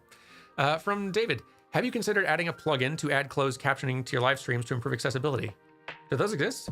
I'd be down. Is it a... So, I'd want to be careful about... It depends on how it was implemented. Because, like, there's already a lot of visual noise on screen with streams, with game subtitles, and with alerts, and with all the game UI and a whole bunch of other stuff. So if we're kind of like baking in through OBS captions, like also on screen, that's like a lot, and that might be... I would have to think about it. If it's a thing where like Twitch had the option to sort of like built in do a thing similar to what YouTube has, where it kind of like auto generates them, and that's a thing that viewers can turn on and or off, then absolutely, yeah, I'd be totally down for that. I have to look into it. Because I know like YouTube's auto-generated captions aren't great, but it's better than nothing.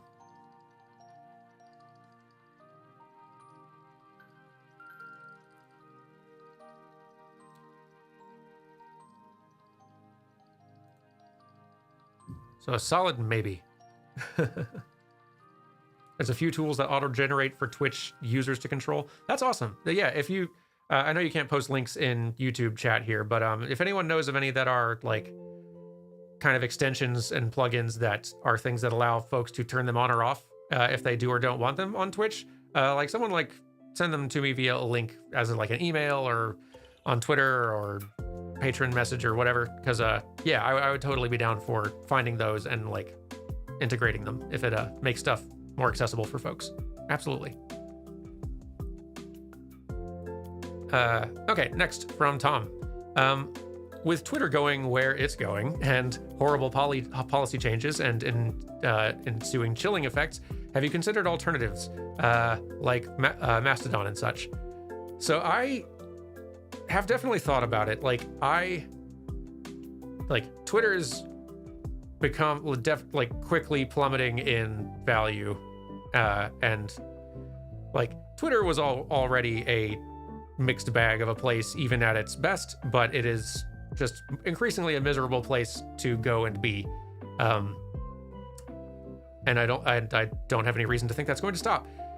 I have looked for alternatives. My problem is I've not found one. I don't think there is a replacement for what Twitter is right now. which is a bummer because I want there to be. I want to jump to a Twitter replacement, but Mastodon isn't that, and I don't think is ever going to be that. Mastodon is like, every time I think like, oh, well, maybe I'll just go create one and maybe like, we'll see. Like, and then I get to the front, like facing, like user facing experience of account creation. And I immediately like nope out. I'm like, nope, never mind. This is never going to get mass adoption with this initial experience. It takes a paragraph to explain Mastodon, and if it takes a paragraph to explain how you use Mastodon, then it's not going to get widespread adoption.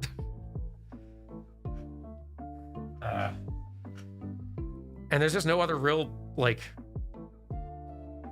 the appeal of Twitter is like that it's the place where everyone is, and it's the place where I can keep up with like what my like buddies are doing. I can keep up with all the like creators of various things that I like. I can be keeping up with like all of their work.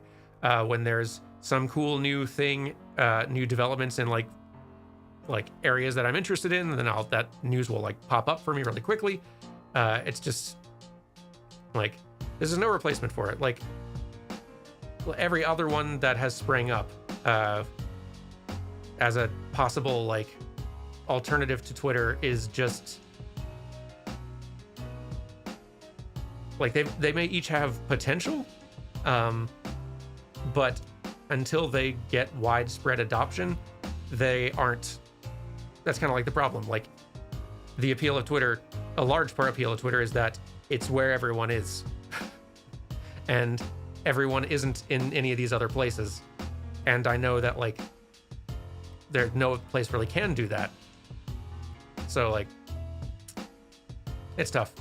Like I've also heard that the creator of Twitter is working on a new social media site, but like there's no guarantee that site is going to even attempt to do something similar to Twitter, nor would it succeed in doing so. Like there's no guarantees. So for the time being, I'm still on Twitter because it's like no other place can really fill the role that it currently fills for me in the way I use it. But as soon as another place actually does, if another actual like competitor springs up and starts gaining widespread use, yeah, I will switch over for sure. I'm eager for an opportunity to leave Twitter.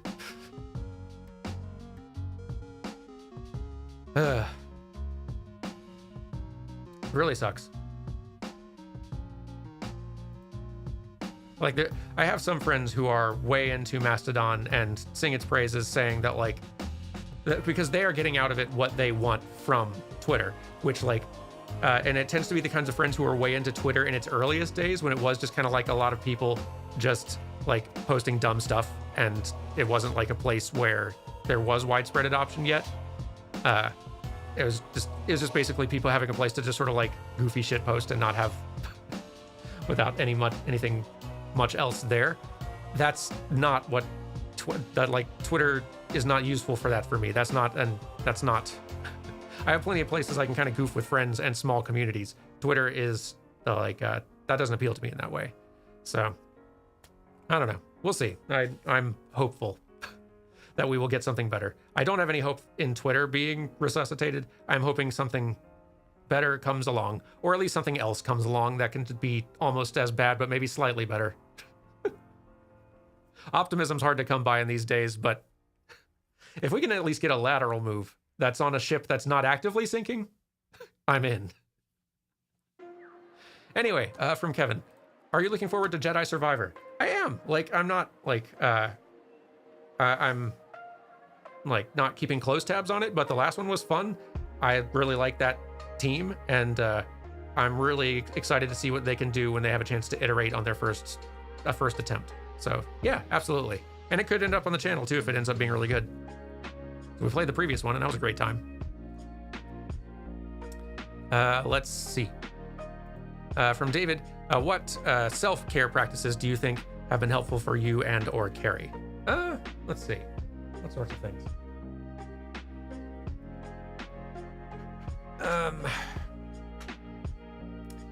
I think trying to know when to take time for ourselves is important.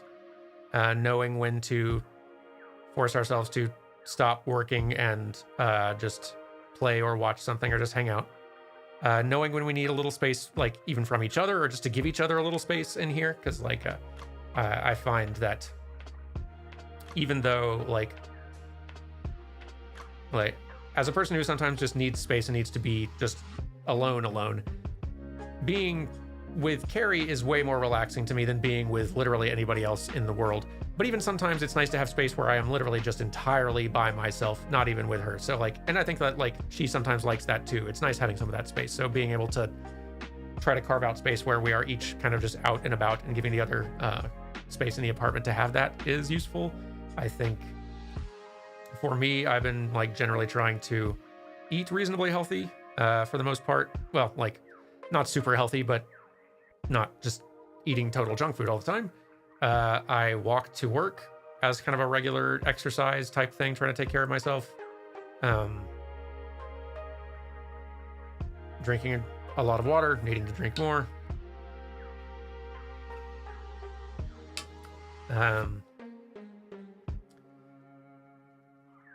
Trying to get outside a little bit. Like I'm not a person who spends time outdoors, but even just having a reason to go walk on an errand or something, just to get out of the apartment occasionally, just for a few minutes in the fresh air and walk. Just being out and walking is so good for you for a little bit, just mentally. That sort of thing. I'm always on the lookout for more good practices to work into my routine for self-care, but those are some of the ones that I think I've found pretty valuable.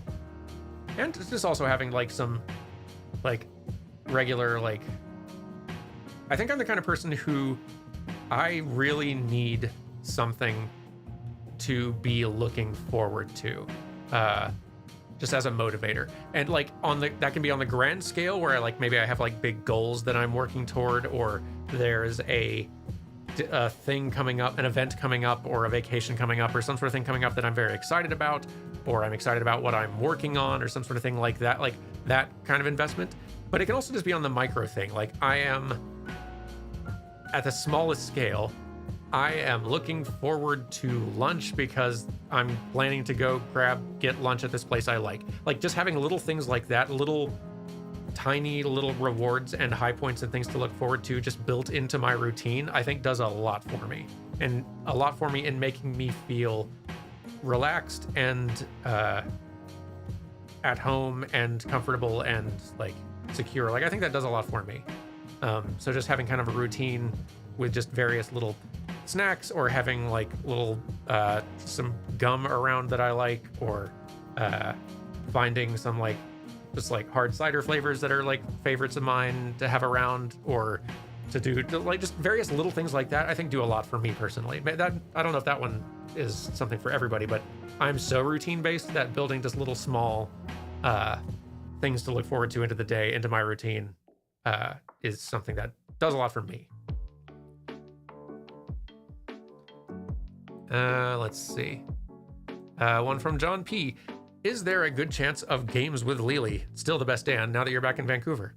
There's a much better chance than there was before Vancouver. I'd be totally down for getting Lily over to record something at some point. Maybe not like a full playthrough, but just like a little week of something, or a one-off or something. That'd be fun. I'd be down for it. If she's down for it, of course. Yeah, that'd be great. That's great being able to see Lily again. Lily is good. Let's see. Answered that one already. From Inkmaster, what are your thoughts on We Love Katamari reroll coming out soon? Mostly just thrilled that that game is going to be available to more people, because like that is, I think, still maybe my favorite Katamari game. So I'm glad that that one's going to be accessible again. And also I'm just glad seeing Katamari anything being made anymore, because that just gives me hope that eventually we will get a new one. That's my hope. Really want another Katamari game. But even if we just get re-releases from here on out, better than nothing. From Sunlight. I recently finished Jedi Fallen Order and I loved it, but I just wanted to know if you have a moment to talk about our Lord and Savior Force Push. I didn't read far enough ahead to be ready for that. That was pretty good. Yeah, I didn't use force push offensively in my combat strategy as much as folks were wanting me to when I played Jedi Fallen Order. Did you all know that you can force push enemies off of edges? It's very important to a lot of people that you know that. If I do end up playing the sequel on the channel, I will have to make a point of more frequent force push use. In fact, I commit to using it more than you should, even in places where it's not strategically advantageous. Forced push around the clock. The people have spoken. All force push all the time. Force push only playthrough.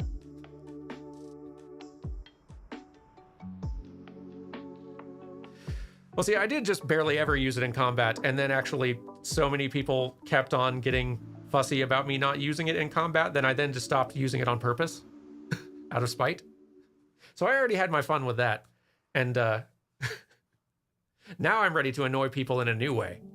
I'm ready to make people regret ever saying the words force push to me at any point in time.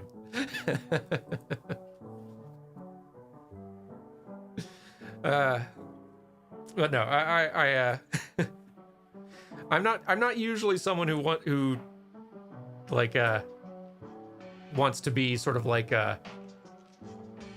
petty, or wants to be getting into sort of like wants to get salty with folks in comments or any sort of thing like that. But every now and then, if I'm getting like there's a degree to where if like sometimes some backseating can start to grate on me and make me just sort of and it can make me enjoy playing the game less, and at which point that like kind of makes the experience worse for everybody. So like if I'm getting like particularly annoyed at people telling me to play a certain way that I don't really have to play that way, they're just all just being picky about it, then I think in that case I'm not above just to annoy them intentionally not doing it from then on.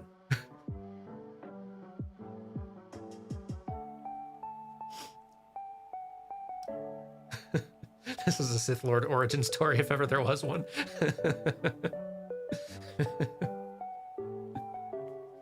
Yeah, this is how I turned to the dark side.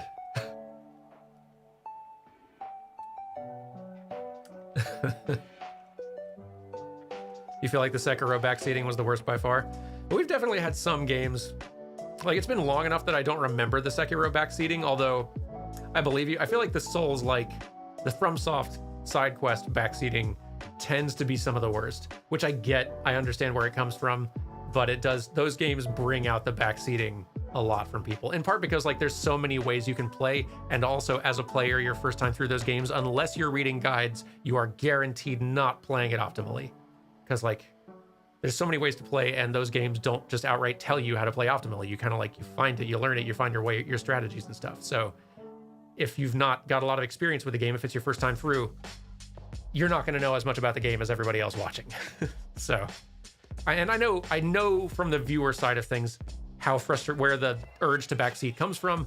I have watched other people play. I've been there. I totally get it. So like, I don't hold this against folks, but I do just try to like, if folks are getting rude about it, like those are comments I delete. If folks are like really getting out of line with it, then they may just get shadow banned, because like that's just poisoning a comment section. That's not helping anybody.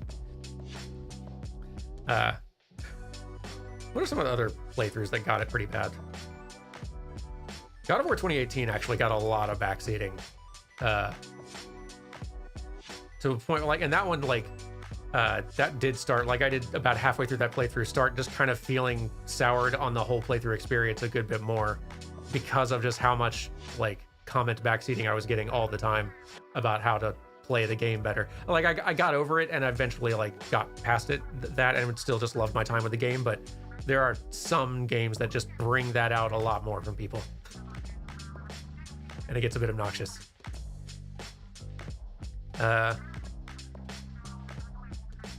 Sometimes though, like if there's something obvious that I have missed, and like especially when that ends up being kind of funny, I'll fully take the blame. But if people are annoyed at me for missing something super obvious, and I suffer for a full episode or two because of it, then like in those cases I'll be like, all right, I deserve it in this case. I think people are entitled to expressing some frustration on this one. I'll own that one.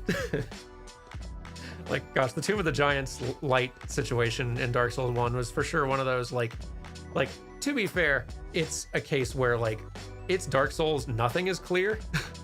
So you can very easily overlook a solution to your problems, but having to watch somebody have the solution to their problems in their pocket for episodes on end and just muscling through it without realizing they have the solution is very frustrating to watch, and I get it. So anyway, all right, quick water break. I'm gonna refill this water thing here because I'm talking a lot of words. The rest of you should also get yourself like a little beverage or a snack or something, and then we will return and we'll keep on like chatting and answering questions, okay? It'll just be like 2 minutes or something. So enjoy chill beats and this little pink screen, and I'll be right back.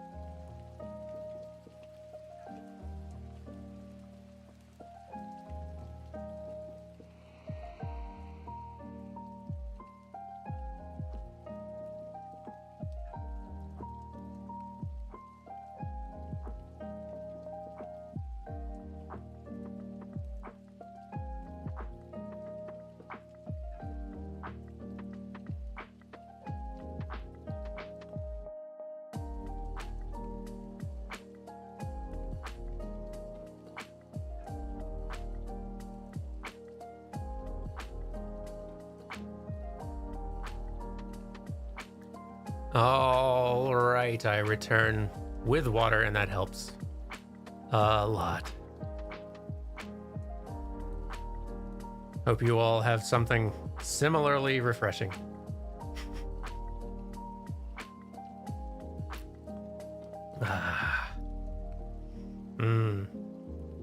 What are y'all playing right now? Y'all playing anything fun? Anyone particularly enjoying something? I spent a lot of this weekend like trying to I usually try to keep up with what's coming out kind of week to week and month to month, so I can be keeping tabs on stuff that like, so I can sort of like earmark certain games for like, oh, that's probably going to be a best of the year contender animation wise. I need to make a note of that. So I was like playing catch up a lot because I've, for obvious reasons, not been able to really do that very much these last few months. So I tried to catch up on a bunch. Well, let's see. Shadows over Loathing, Civ 6. Ooh, yeah. Final Fantasy Pixel Remasters. Metroid Prime Remastered. Yep. Wild Frost 14. Yep, Endless Rabbit Hole. I'm excited to dive back into that Endless Rabbit Hole pretty much right after this. Mega Man Battle Network Collection. Oxygen not included. Ooh, I haven't thought about that one in a while. Dave the Diver. I'm not familiar with that one. God of War Ragnarok to stay ahead and not get spoiled. It's fun though, right? Should get back to Pokemon Scarlet post game. Your spouse and you you and your spouse started Immortality last night. I need to dip into that a little bit at some point. I've heard such interesting things. Second playthrough of Fire Emblem Engaged. Dark Souls 3 mods. Mario and Luigi Superstar. Stranger of Paradise.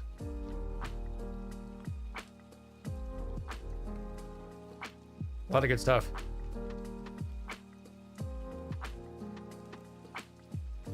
I'm playing Sifu and 13 Sentinel Aegis Rim. Well, that's two very different experiences.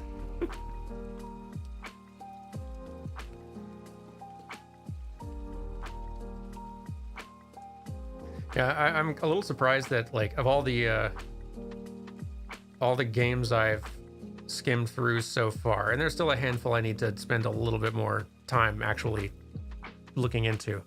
I think I've only maybe found 3 games that are like locked in best of the year animation candidates, and like a few others who are like sort of like maybe. Granted, I think we're going to get a ton more, but pretty short list so far, which is honestly maybe for the best. Those videos have been getting longer and longer. Maybe it's time to start reining those in too, just a little. Keep things manageable. Also replaying Monster Hunter World. I wonder how much longer until we hear news about next Monster Hunter. Feels like we can't be too far from that. Anyway, let's do questions. From Theo. Did the Gothic/Risen series from Piranha Bytes and THQ Nordic ever cross your radar? If so, what are your general thoughts on that series? Oh, like, they've not really crossed my radar. I'm like loosely familiar with the name of like Gothic and Risen, but they aren't ones that I think I ever actually played. So I don't have any general thoughts on them, sadly. Sorry, I can't give you much on this one.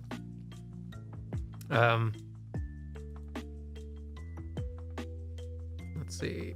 Sorry, I saw some stuff in chat.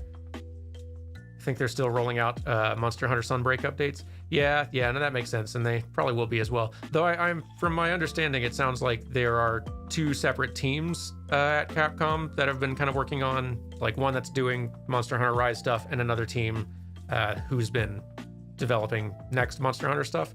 So they're kind of 2 separate endeavors. And I would be like, I expect there will be some overlap in the sort of post-launch or the post-release support for Sunbreak and the hype build up to the next Monster Hunter. So it really feels like this year we should get something, or we should hear some news.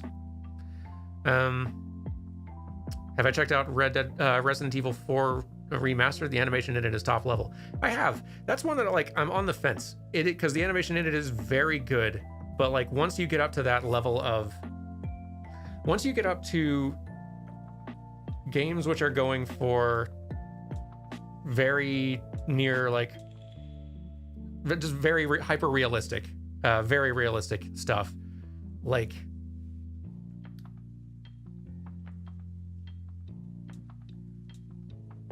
I'm trying to figure out how best to express it. Like, there's a lot of AAA games that kind of aim for that general area, and a lot of them all kind of hit a similar level of this looks pretty good or even very good. There's very few of them that like really stand out as like, whoa, above the rest of them. And that's usually like, it's those examples that I try to really highlight and pay extra attention to, or ones that like stand out for some other sort of reason. Like mentioning Control because of like aesthetically something about the uncanniness in it really serves that game especially well. Or last year's what was that Dead Space like?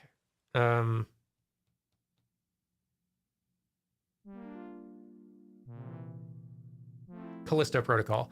Callisto Protocol really, like, human face stuff, I think felt a bit like, especially like in-engine real-time human face stuff, felt a clear step above what the competitors were doing.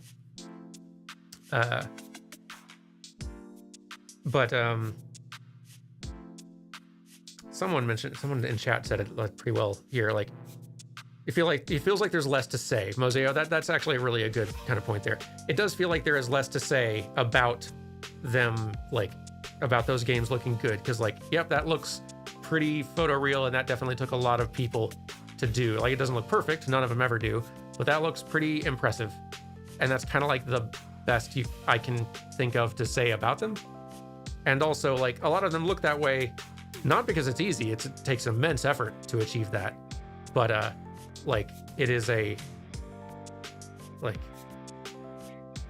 it does not stand out as a victory when there are, like, 6 to 10 other games that came out that same year that also look varying degrees of similarly quite good in that kind of wheelhouse.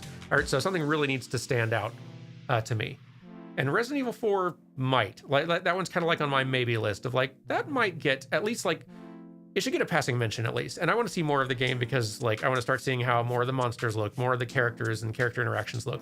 Like, all those Resident Evil games have been good enough that they deserve, like, a mention. And I think the only one that I've actually stopped to focus on for a bit was Resident Evil 8, because not only is the animation good, but the performance stuff on the villain characters was just so charismatic in a way that is even beyond what a lot of Resident Evils have, that felt like a standout example.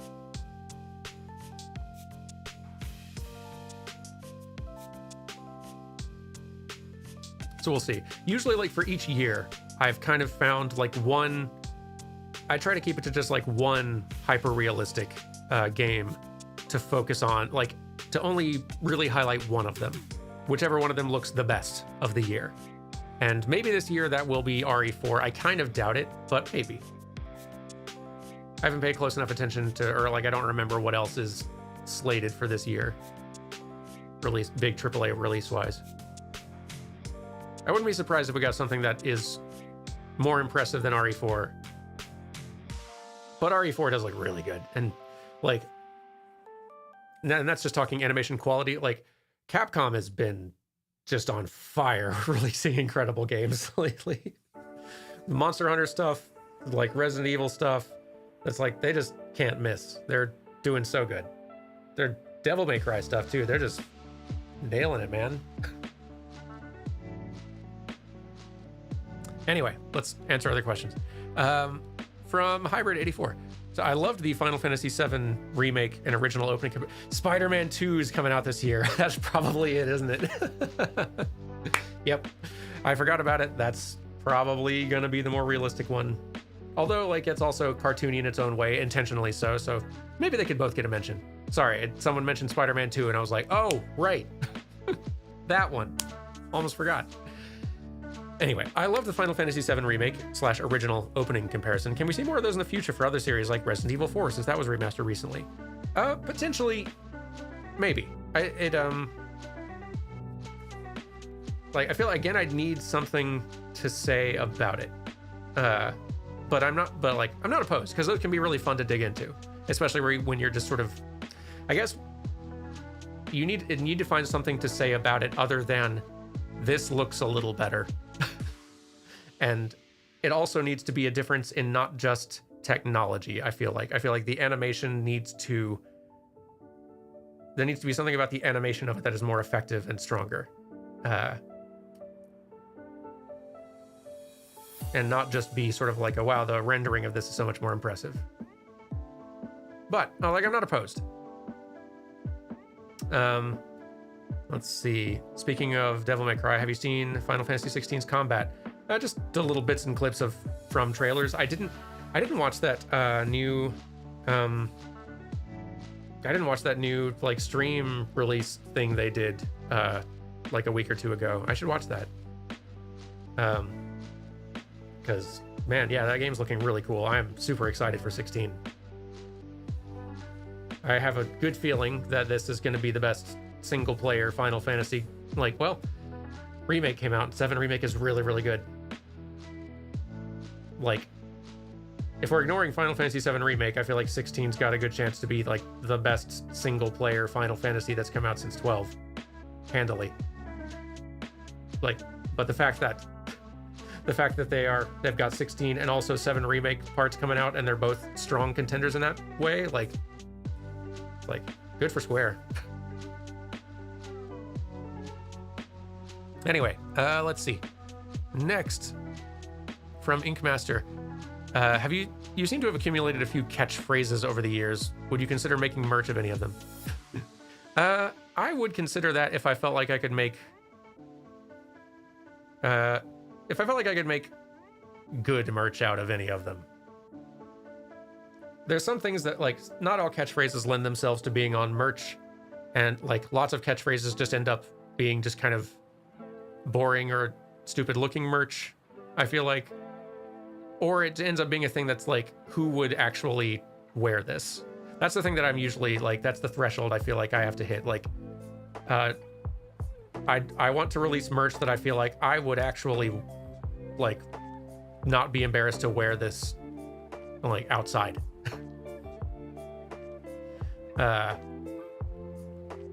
Or to put this on a thing, or to own this sort of thing. And I love, like, having it, going for, like, a catchphrase or some sort of, like, in-joke can be a very good way. Like, that can be very good for merch, but I also usually want it to be something that, you don't necessarily have to know the in-joke for it to be an entertaining design or a fun look or just something for it to be fun. It doesn't, like, I don't want it to just look like a shirt or a mug or whatever that, like, is basically, this is very clearly an in-joke that's only funny or anything if you are in the audience for this niche internet series.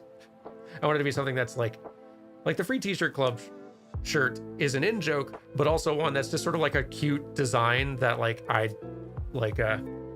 feel like if I just saw someone if I went to a live music show and someone in the band was wearing that shirt, I'd just be sort of like a cool, like, all right, that's a cool shirt. I don't know where it's from or what it's referencing. That's a cool, that's just something cute about that shirt. I like it.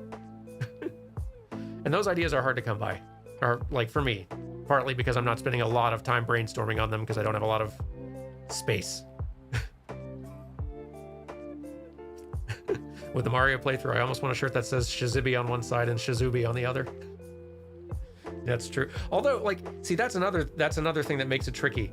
A lot of the in-jokes are also based in the game we're playing, which gets into copyright stuff. Like, not that necessarily Shazibi and Shazubi are something that are copyright TM Nintendo and we can't make merch of it, but it's something that's, like, that's more of a Paper Mario Thousand Year Door reference than it is a PlayFrame thing. It's like, I don't feel like we own that so much. I know it's kind of a gray area, I admit, and I'm probably being too picky about it, but like, those can be tricky things, right? Like, sure, we could make a Gator Game Ragdoll shirt, which I think would be super cute. I don't know how many people would actually want it, but we would have to make it clearly it would have to not infringe on Little Gator Game Team's IP. So the Gator would need to look very legally distinct from the Gator in that game, and the style would need to look different. It would need to not be confusable as official merch in any sort of way like that. So it can be tricky at times, but I do want us to be making just more merch in general. I've got a couple of pieces of merch that are designed and just waiting for certain playthroughs, and so that's exciting. But merch ideas are harder to come by than you'd think. It's weird. Wooly couldn't make merch of his Get Into Fighting Game heart logo because it's filled with fighting game sprites. Yeah, that's part of the thing.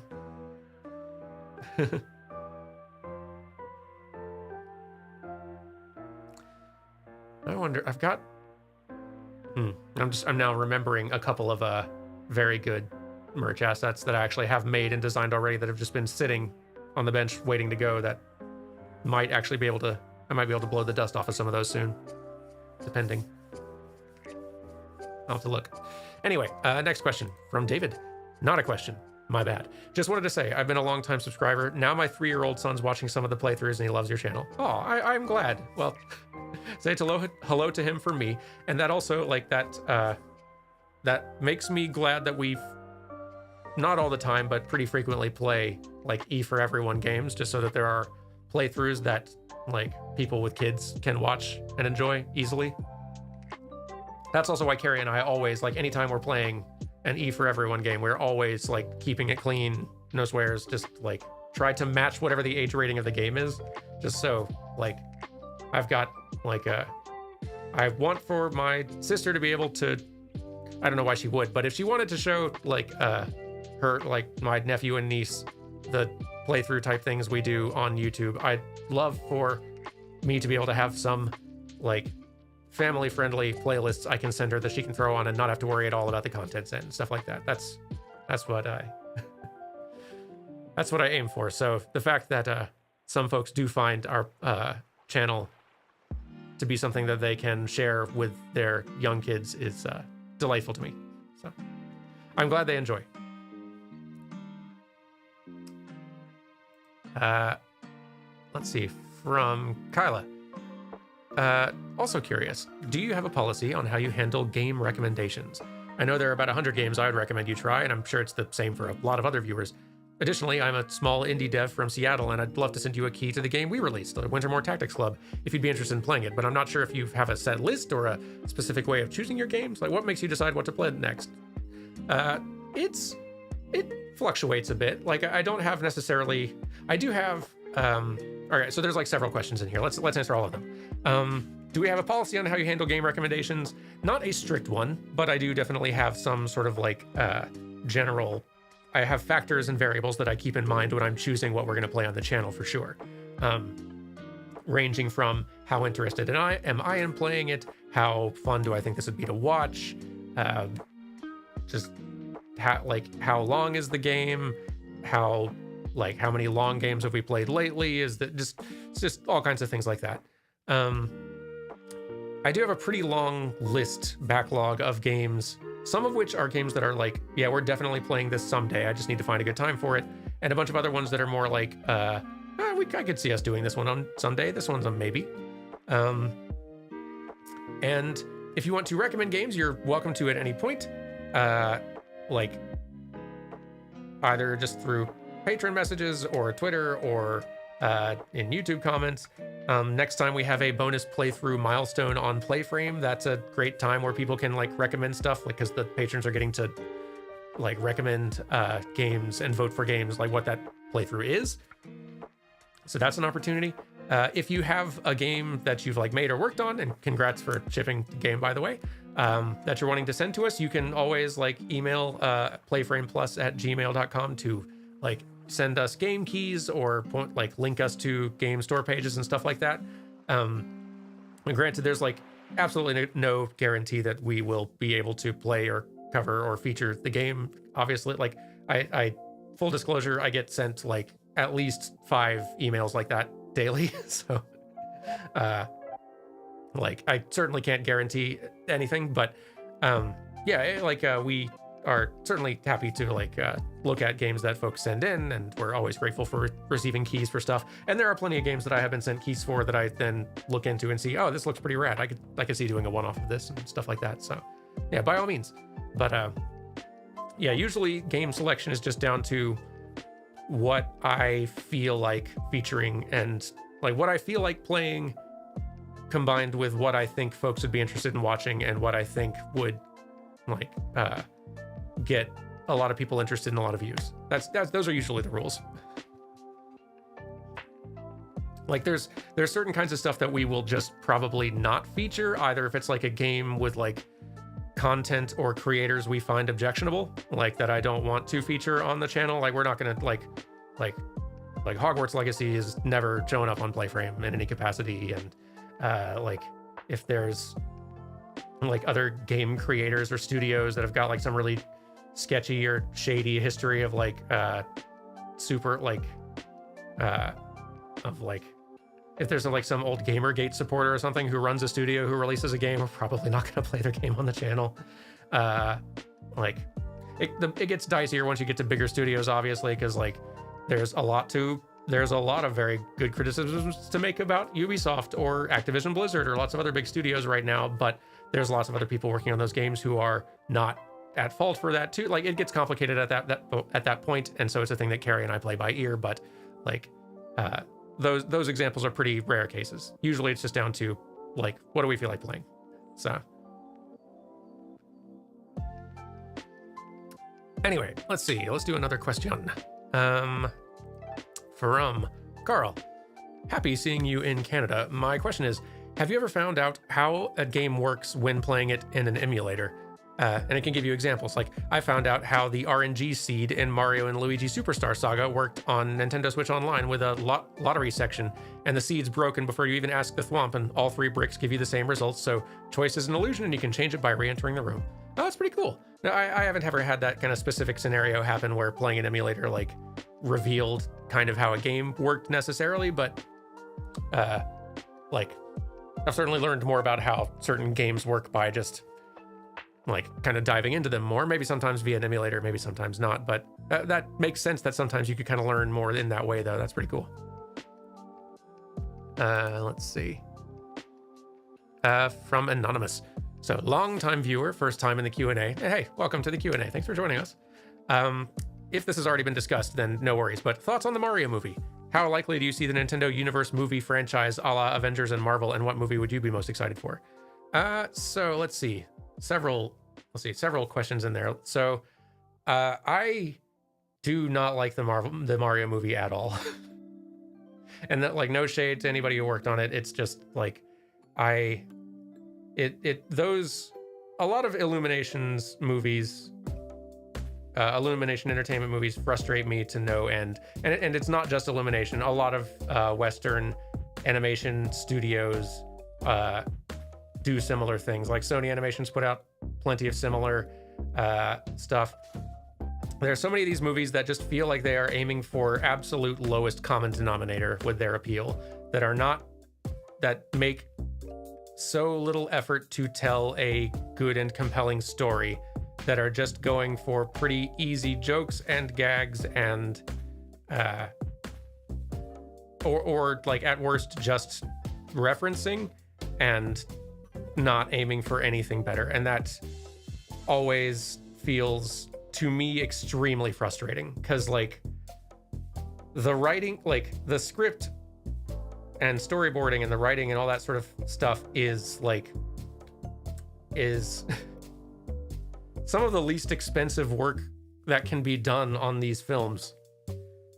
And that just frustrates me when like, I feel so, like, to give some credit to Illumination, I think Sing is actually a solid movie. I think they made a really solid family-friendly movie there. I think the Minions movie is also like good in that, like, it is exactly what, like, Minions are there for like gag comedy entirely. It's entirely just about doing little like visual gags and slapstick and stuff like that. And they are very good at making movies with that sort of energy. And so I think that like that movie delivers on that sort of thing. But you can make a great movie that is like out of basically just doing a movie version of an IP, of a popular IP. You absolutely can. Like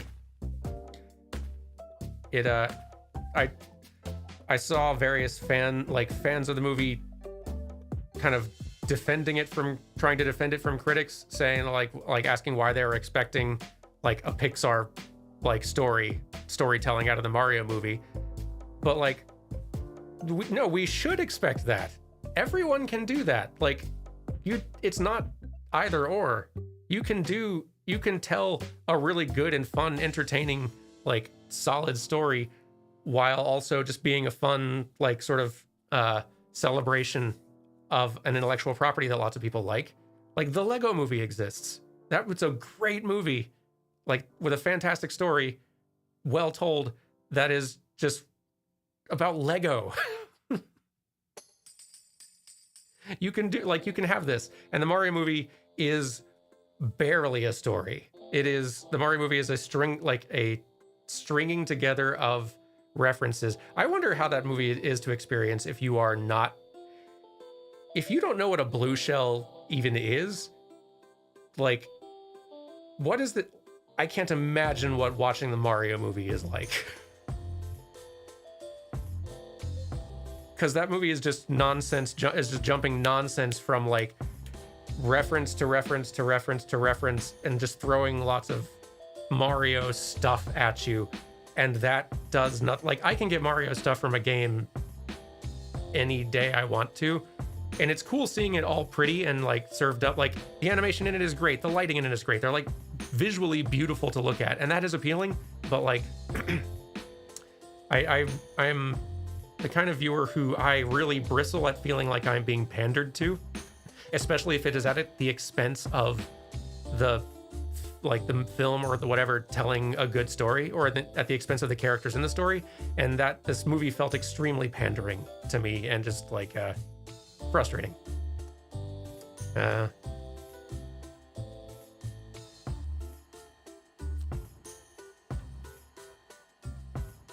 Yeah, it's a it was a frustrating movie. I don't think like I'm sure they maybe could do a Nintendo Universe movie franchise a la Avengers and Marvel, but like they can't build that on the Mario movie. There's not a story in the Mario movie to build it on. There's not like a foundation. It's just, this really was just a whole bunch of, here's a lot of Mario stuff you recognize, strung, like thinly strung together. There's not like, that's not a foundation to build up like a shared universe of stuff.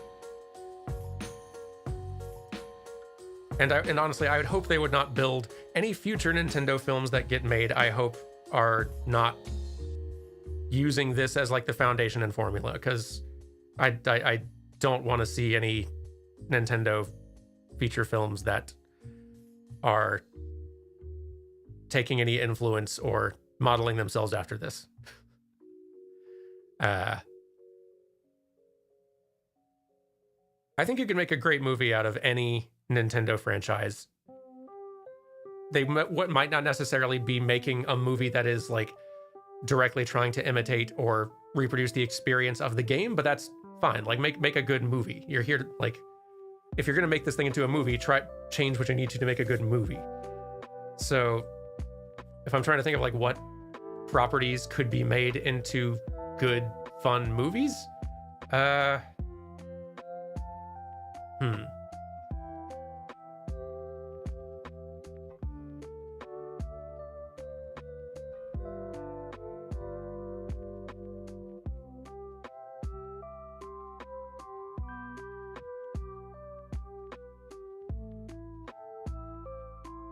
Pokemon, I think, has, like, Pokemon's are obviously gotten various movies, but I think like Pokemon's got a lot. That's a rich world there that you could have a lot of fun with. I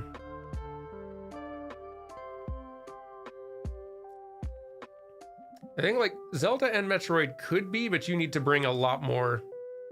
You need to bring a lot more out of them. You'd have to add a lot to them that the games don't do. And you'd have to leave a lot behind of what is in the games, I think, to make a compelling movie and story out of those. I don't feel like the story in a lot of Zeldas is actually that compelling. And even less so in the Metroids. I think that a lot would need to happen there.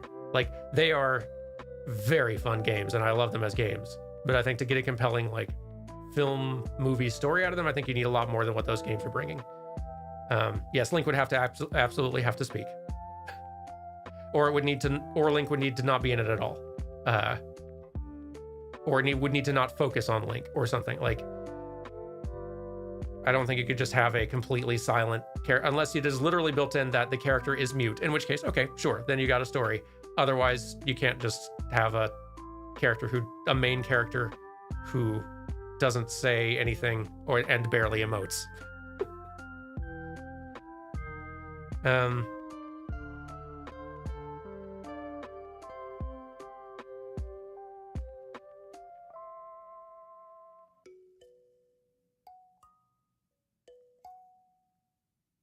could probably do something fun with Splatoon, actually. And there's a lot of negative space still in that world in terms of like narrative that you could just kind of do whatever you wanted to in Splatoon and it would still probably work. It's just a fun, weird world to build something around.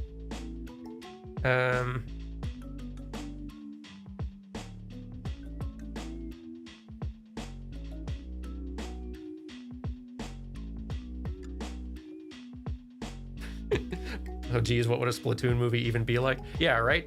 Exactly. That's kind of there's the compelling thought. That's the thing. Until it came out, I wouldn't like when we just had the title and the concept of, oh, there's going to be a Lego movie. Like if you just hear that on paper, oh, what is a Lego movie even like? What do you do with a Lego movie? Turns out you can make a great story if you find the right story to tell with Lego.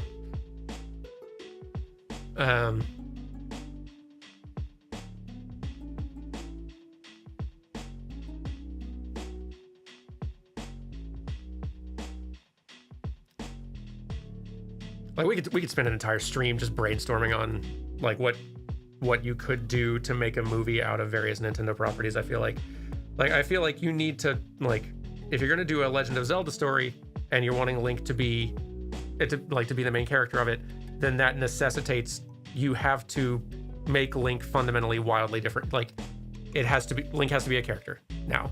He can't just be silent protagonist player insert. Like that doesn't work. You need a character now. And that necessitates like a pretty large break from what Zelda and Zelda storytelling is as it currently exists, which is not to say you can't do it. In fact, that's probably for the best. It just means you're making now a very different kind of thing.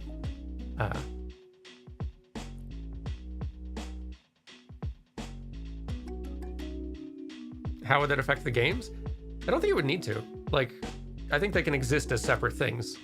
But it could be that it positively affects the games. It could be that the games, like, there's something in those films that if the film comes out and the film is great and people latch onto it, the games may recognize, oh, this is something that, like, there's elements from this that we could draw in. There's personality to this Link that people are actually way attached to now, that we can actually bring more of that in if we want to. They don't have to, but they can.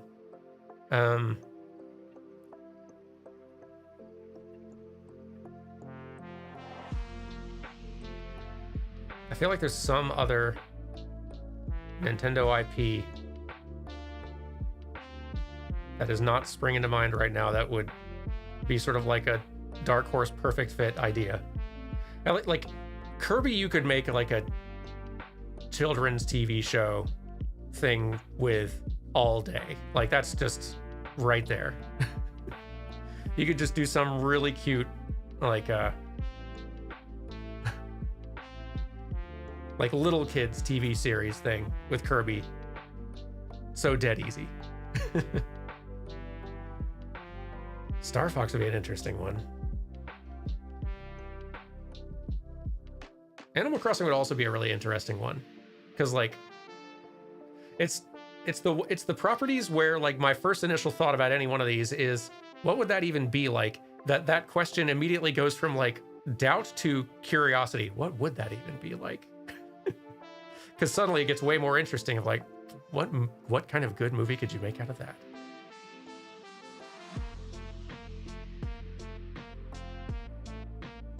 Because I find myself way more interested in that. Like if I'm going to see and I feel like I'm probably different from a lot of the like gaming audience maybe in that, like I've not watched the Last of Us TV series, even though I've heard great things about it.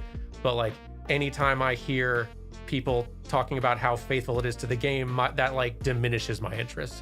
Because then it's just sort of like, okay, well, I can play the game then. If I want to see the game, I have a place I can go for that. I want to see, like, what is the movie or the TV series or whatever bringing out of this that the game couldn't or didn't. That's where I'm interested. Now that's where I feel like, okay, now I want to see what this does.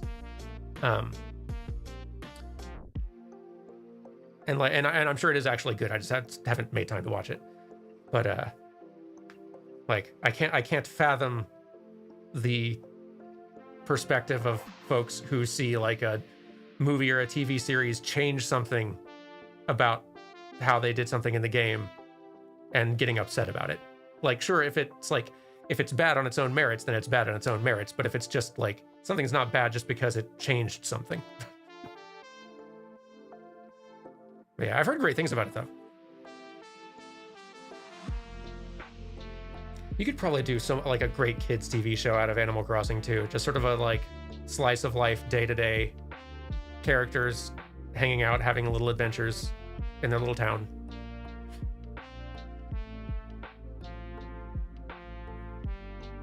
We should answer another question. We could be on this all day. My Little Pony but Animal Crossing? Yeah, sure. Yeah, absolutely, actually. That could totally work.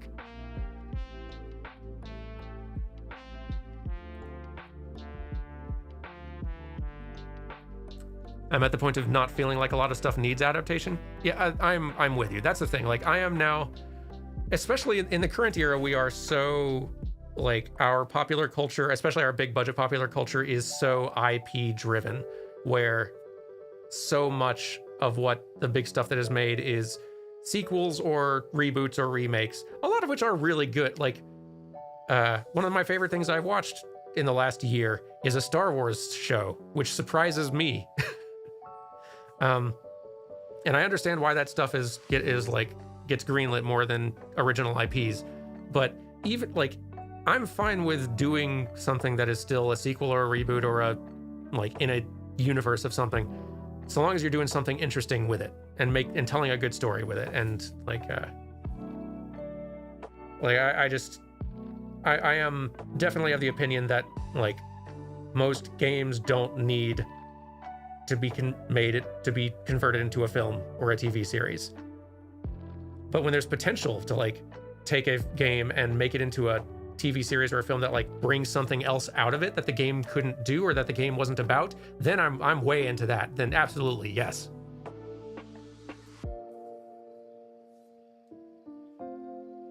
Like, Andor is like some of the best. Andor is the best Star Wars thing I've ever seen. And I say that as someone, like, I was a obsessed Star Wars kid. I like spent a lot of years hyper obsessed with Star Wars. Andor is the best Star Wars thing that has been made about Star Wars ever. I am in awe of that show. And I can't believe Star Wars got me back in. Like, I was pretty well ready to be done with Star Wars, and man, that show yanked me back in real hard because it's doing something very different from, like, it's not just showing me stuff that I liked before again. And boy, that's refreshing. Right, another question. From Kyla. How active are you in your local indie scene? Like, I suppose you haven't had much chance in the new place yet now that you have moved, but I know Seattle has a very vibrant indie community. Did you ever go to the meetups, like the Seattle Indies Expo and stuff? Get to know the other area devs? I've always been so terrible about doing that, partly because I don't have much time. I have filled up my time so completely that I don't really have time to go and like mingle and connect. I honestly should have made more time to meet up with the God, what's the Seattle Twitch community thing? Like, Will's there all the time. I went out to it once and it was great, but I didn't I guess then we had a pandemic, which is why I didn't do it much then after that. But I'm really bad at doing those. Soba, thank you. I was like, I want to get more involved in those sorts of things. Like, Vancouver has a much smaller game dev scene than Seattle does, but it's still here. And I want to, like, I should make time to get in on that. I think they have a bigger animation scene though. So I'm bad about doing that. I want to be better about it.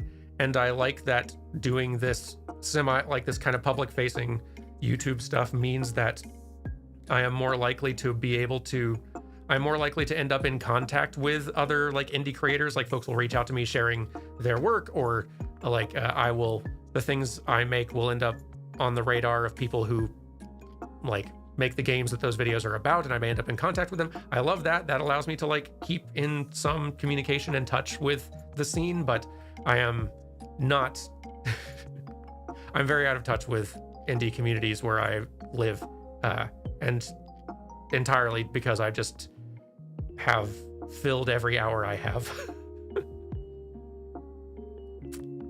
But I want to try to get out now and then to do that sort of thing, just because it's, I don't know, it's good to do. I really need more hours in the day and days in the week.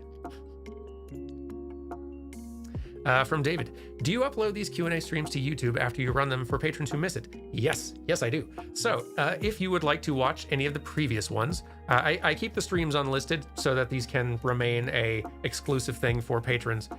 But I leave the posts up in the patron feed on our Patreon channels so that you can go back to any one of these posts about the stream that had the stream link in it. And if you click that link in that stream, it will take you to the VOD where you can watch the VOD for these. Now, that'll work for a lot of the streams that happened within the last year or so.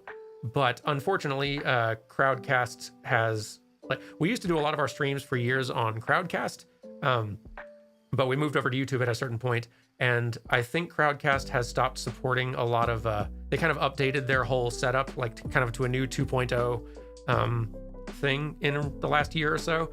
And I think a lot of the streams that were done on their previous version are now defunct. Maybe also because we're not paying them anymore.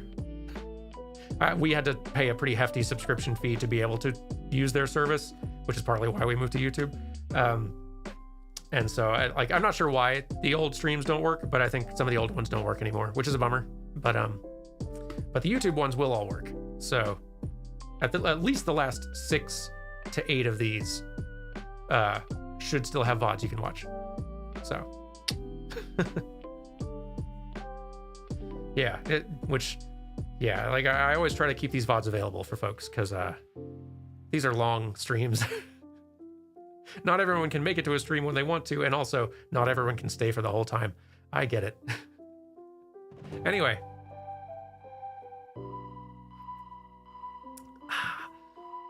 From David, is Carrie around today? Yes, though she might either still be asleep or just be kind of on her own, hanging out, just chilling out on her own. She's around though, probably snuggling cats. In fact, if she's still in bed, it might be because the cats are snuggling her and keeping her pinned down, all cozy. That'll happen sometimes.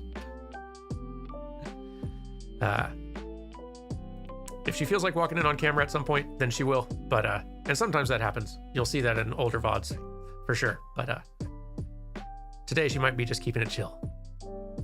From Kevin, do you think you'll finish Citizen Sleeper either on your own or as a video? I really enjoyed it. Maybe. I enjoyed what I played of it too. It was really cool. I could see doing it more on my own, partly because, let me check the views on that video. I haven't, view count on that one's pretty low.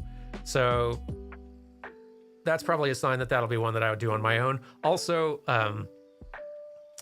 in the interest of just helping, like, saving my own voice a little bit, any game that requires a ton of reading like that one, that is another variable that I factor in when I'm choosing games. Like, it's never going to rule a game out entirely, but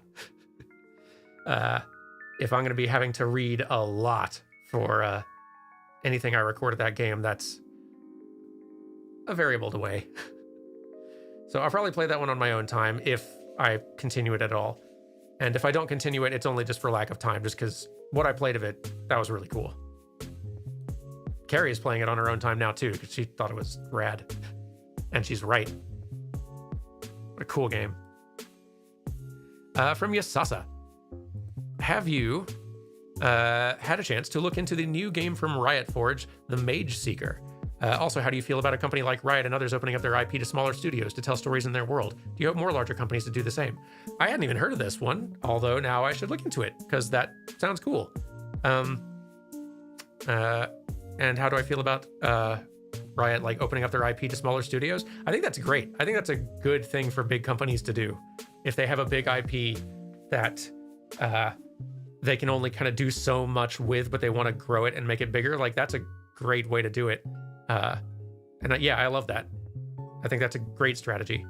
And I'm trying to think of other companies that could really benefit from doing that. Like, a lot of them already do. Like, a lot of companies that own a big IP will have other studios make games also in that IP, right? But there's definitely, like, tons more that could. I mean, heck, Nintendo does that all the time. Like, they've got other third-party studios they work with to make more games in their IPs. Like, they've got Next Level Games, a Vancouver studio out here, who makes Luigi's Mansion and Mario Strikers and stuff, and Punch-Out. They should make another Punch-Out. Why isn't there another Punch-Out? So wait, so Mage Seeker is a pixel art game by the studio that did Moonstruck. That, I wouldn't have guessed that at all. Hang on, I'm Googling this. The Mage Seeker. Let me see. Hold up, here. I'll just pull up a trailer on YouTube and we'll just watch it together, because I'm now curious. Hold up.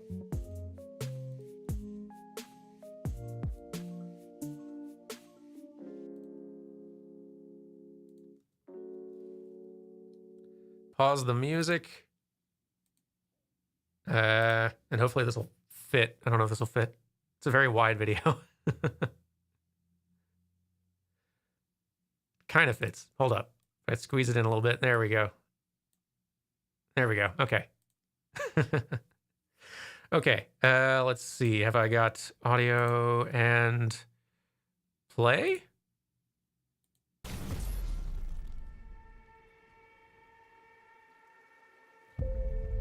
Fellow armsmen, I ask you, will you follow me tonight to break their spine and seize what is rightfully ours? These cravens have backstabbed us, deceived us, slaughtered us. Gotta show gameplay at some point. Come on. Never shall we tolerate their crimes again. Let the revolution begin.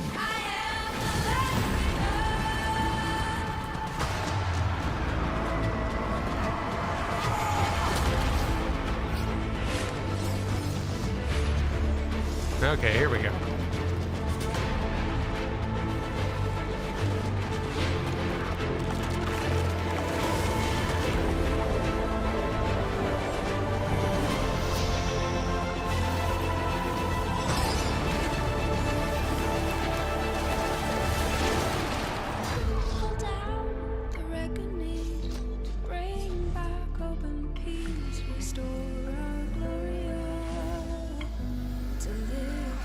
Yeah, that's some cool looking work there.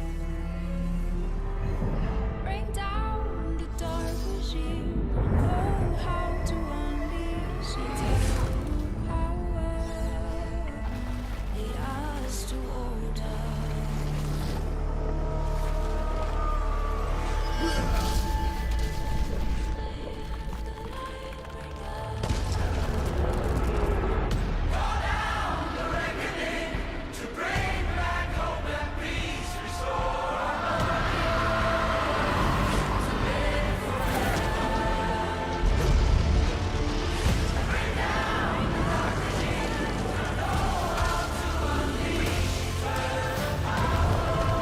They're definitely not showing a lot of gameplay for a launch trailer, which is a little surprising. So I guess they know that, like leaning on kind of like more arcane-esque visuals makes sense.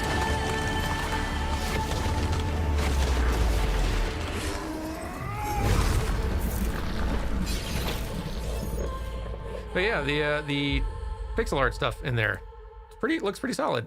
Yeah, I'm curious to see how that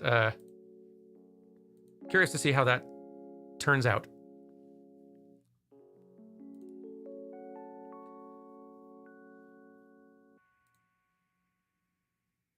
That's very fun.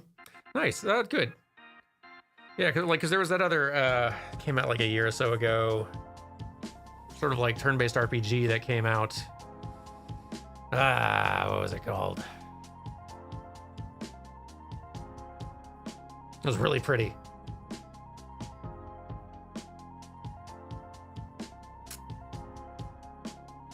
Ruined King, that's what it was called. Thank you. That was gonna bug me. Yeah, that would I think it's a great idea. Riot kind of having indies make other interesting experiences in their world, because they've got if you've got a game that has dozens to probably up pushing 100 characters by now. Yeah, that's too many stories for one game to tell. One game can't do it. You need a lot of games to do it, and Riot can't make all those games by themselves. Get lots of other studios to make some smaller, different, interesting kinds of games, like, and a variety of games to where they can make a game that feels like a good fit to tell a certain story about a certain character. Like that's the way to do it. That's great.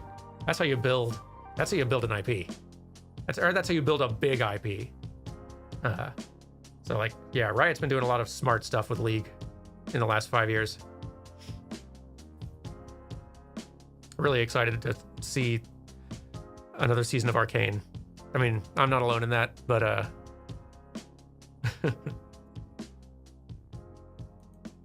boy, what a show.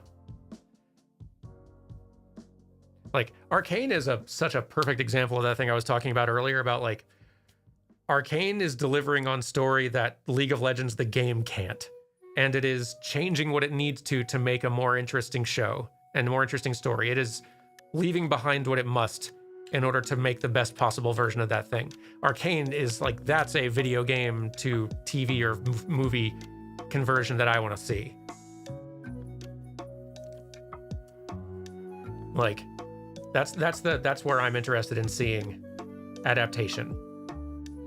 Because like League has story, but it's not like the play moment to moment does tell a story. It's all lore on the fringes and character backstory and stuff like that, which informs design and stuff like that. But it's not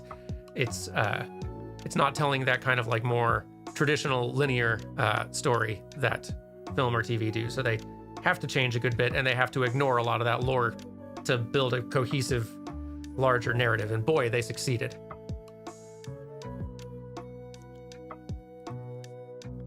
Anyway, let's do some more questions, because there's still a bunch. From Zonra. So, is tuning in while working on D&D prep time part decided... hang on. Is tuning in while working on D&D prep time part decided to latch onto an NPC they saved and are off on a side track to escort her home, so have to play down a full unplanned side adventure in a week? Just okay, so you're just having having some GM pains this week. I sympathize. What's been your favorite thing that just kind of happened in a D&D game you played, Dungeons and Dragons or otherwise? Well, the Dungeons and Dragons is definitely the only one I've had the chance to be playing in any time recently. But man, every session just is full of wonderful things in that campaign.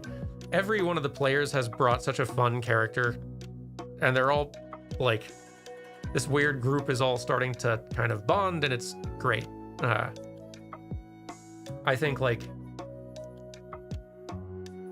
from the people who are very experienced playing D&D to the like newer folks, like I don't think like Barry has not played a lot of D&D in the past, but he has he's just been bringing to such gold all the time with his Trilby character. Well, no, he's probably actually played more than I realized, but he's like, his Trilby character is just bringing so much comedy gold all the time. And it's just bringing so much entertainment to every session. And like Joe Cat, who's very experienced as a player and as a DM, is using his character to bring more character out of the rest of the party and like give them opportunities to tell more about themselves. Like, it's such a good group, and it's so fun to it's so fun to play with.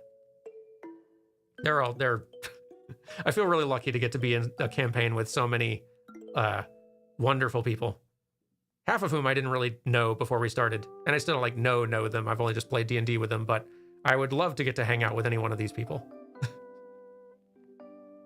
This has been great fun. I'm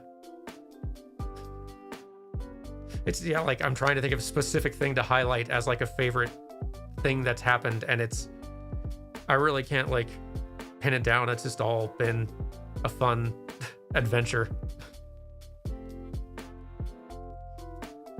And definitely several scenarios where I was really starting to feel pretty certain our group might not be walking away from this one. I'm not sure.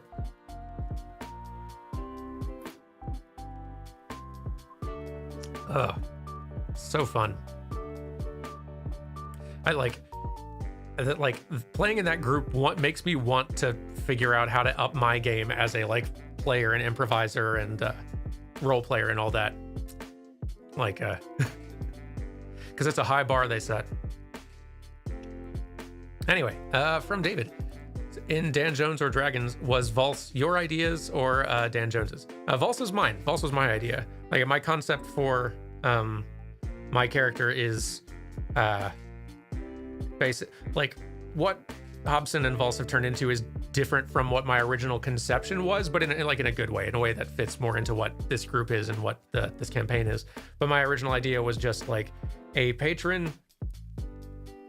warlock patron was trying to do some clever moves to manage to ensnare some great champion to their service, and accidentally got this just kind of mediocre loser halfling instead. And now they're kind of stuck together, and the halfling's not really super great at this, so the patron's having to kind of control them like a Sims character half the time.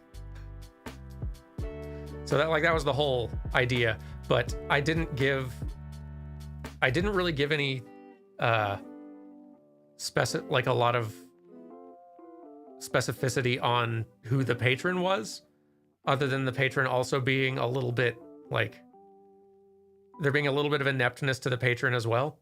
And so like a lot of who Valse is like I don't really know anything more about Valse than people who are watching the series do at this point. Like, the rest is all stuff Dan knows. And so that's a fun mystery to have. But yeah, as an initial idea, Valse was my idea though. And I'm excited to see what Dan has come up with as that mystery unfolds. Okay, let's see. Another one from... Oh, wait, I answered this one already. Another one from Colin.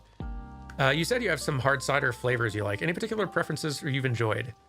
Yeah, honestly, so, like, I was really enjoying the... Like, Seattle, it turns out, has a pretty good cider scene. There's, like, lots of, like, local brewers and stuff like that in the area. And I had definitely found some favorites in the Seattle area that I'm not really sure you can get outside of Washington. There's one brand that's literally just called Seattle Cider that I think is probably my favorite brewer in the area. That they have a basil mint apple cider, hard cider that is just so darn good. Like, I wish I could still get that up here. It's so good. Vancouver's cider scene seems a lot smaller. From what I've not really been able to find any favorites here yet. They do have some more like ciders from the UK that are harder to get in the States, like not even ciders that folks in the UK would find impressive, just like basic stuff like Strongbow and Magners and brands like that. But I couldn't get those, or at least not like good versions of Strongbow and Magners in Seattle very easily, so I can get those now, and that's nice. But I don't feel like I've found a new favorite up here yet.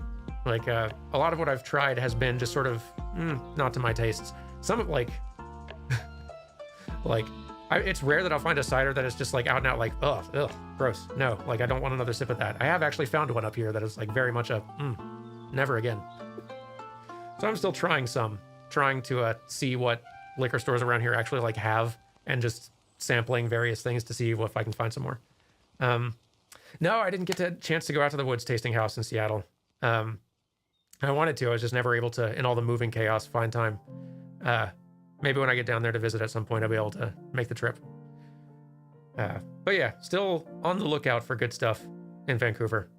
But it's kind of the same with food, right? Anytime you move to a new area, it can take like a year and a half till you find all your new favorites for stuff. It's just how it goes. Anyway, another question from Moseo. One of the things I tend to notice in game animation is the walk cycle. Have you ever seen a walk or a run cycle you really enjoyed, or one that actively bothered you? Yeah, like all the time. Like, yeah, your main character's walk and run cycle are some of the most important in the game because they're what the player's going to see most of the time. So if they're really weak or really strong, it's something that you'll notice. So yeah, I'm noticing good or kind of bad, like mediocre walks and runs pretty frequently. Trying to think of a really good standout I saw lately.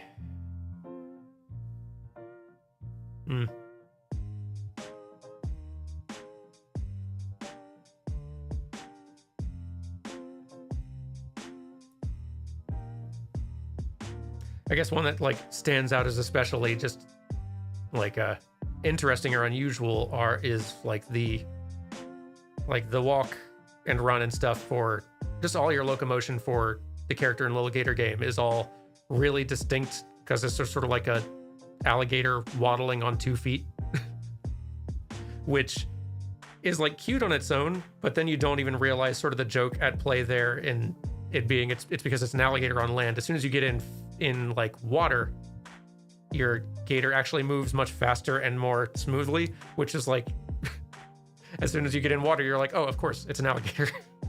I forgot what I was controlling for a second there. Yeah, like Hi-Fi Rush's like walks and run, like pretty much all the animation in Hi-Fi Rush is full of character. I like that the idle is the character sitting there tapping feet and snapping. Like that's really good. Just good touch, great idle, perfect for that game. But yeah, like I am usually, if there is something especially good or bad about a walk or run in a game, I will probably notice it because it's something that like most people will probably notice if they have enough time just playing. But because I'm an animator, I am pretty laser focused on it. From Srika, how was Deep Rock with the Dans? That game always seems like such a blast with friends. That was great. So I joined Dan Jones and Dan Emmons briefly for a session of Deep Rock Galactic, which I hadn't had a chance to play before then. And that game's fun. What a good game. I would love to get to play some more of that with them at some point. Might do it as just a random one-off on the channel at some point, if we can manage it. Just because, yeah, that's a fun game. Highly recommend if you've got some buddies who you enjoy playing co-op multiplayer stuff with. Deep Rock Galactic is a top-tier option. Would play again. From Yasasa. So last question as the honks start coming in. I'll explain it in a minute. How excited are you to start doing Final Fantasy XIV again for the channel? I know you still got a bit to go in Paper Mario, but I'm excited to see your Lalafell swinging katanas and punching people. Me too. I am so ready to continue Final Fantasy XIV story mode. I did not mean for it to be gone this long. I was starting to kind of gear up to get ready to start recording it again when we suddenly hit the milestone to do a bonus playthrough and then did Paper Mario instead in that slot. But we are near the end now, and I am very ready to start doing Stormblood. I've been eager to get back into Stormblood and keep that going again, so can't wait. Very ready. It's gonna be a blast. I like Stormblood. I don't care what anyone says. And now we are to the honks. So this is a bit of a tradition where as we run out of questions, folks just start kind of posting honk in the feed. So that's how we kind of know that we're done with the Q&A. So a good honk to all of you. And thank you all very much for joining for this Q&A. And thank you very much for supporting the things we do. Whether you're a patron of New Frame Plus or PlayFrame, I really appreciate it a lot. I am, especially for New Frame Plus patrons, I really appreciate your patience with me as my output's just been slower. But I am hoping that will turn around now that I've got this free day. Like having this Friday to be working on New Frame Plus has been great. It feels good making steady progress on things in ways that I've not been able to. I've got the script for the Sonic video done. I've started recording it. I've got like other ideas starting to come together. It's good. So yeah, so I really appreciate it. And thank you for joining me. I hope you have a lovely rest of your day. And we will be doing another one of these in about a month's time. So yeah, stay safe, take care of yourselves, and have a good chill rest of your day if you can. And I'll see you next time. Bye.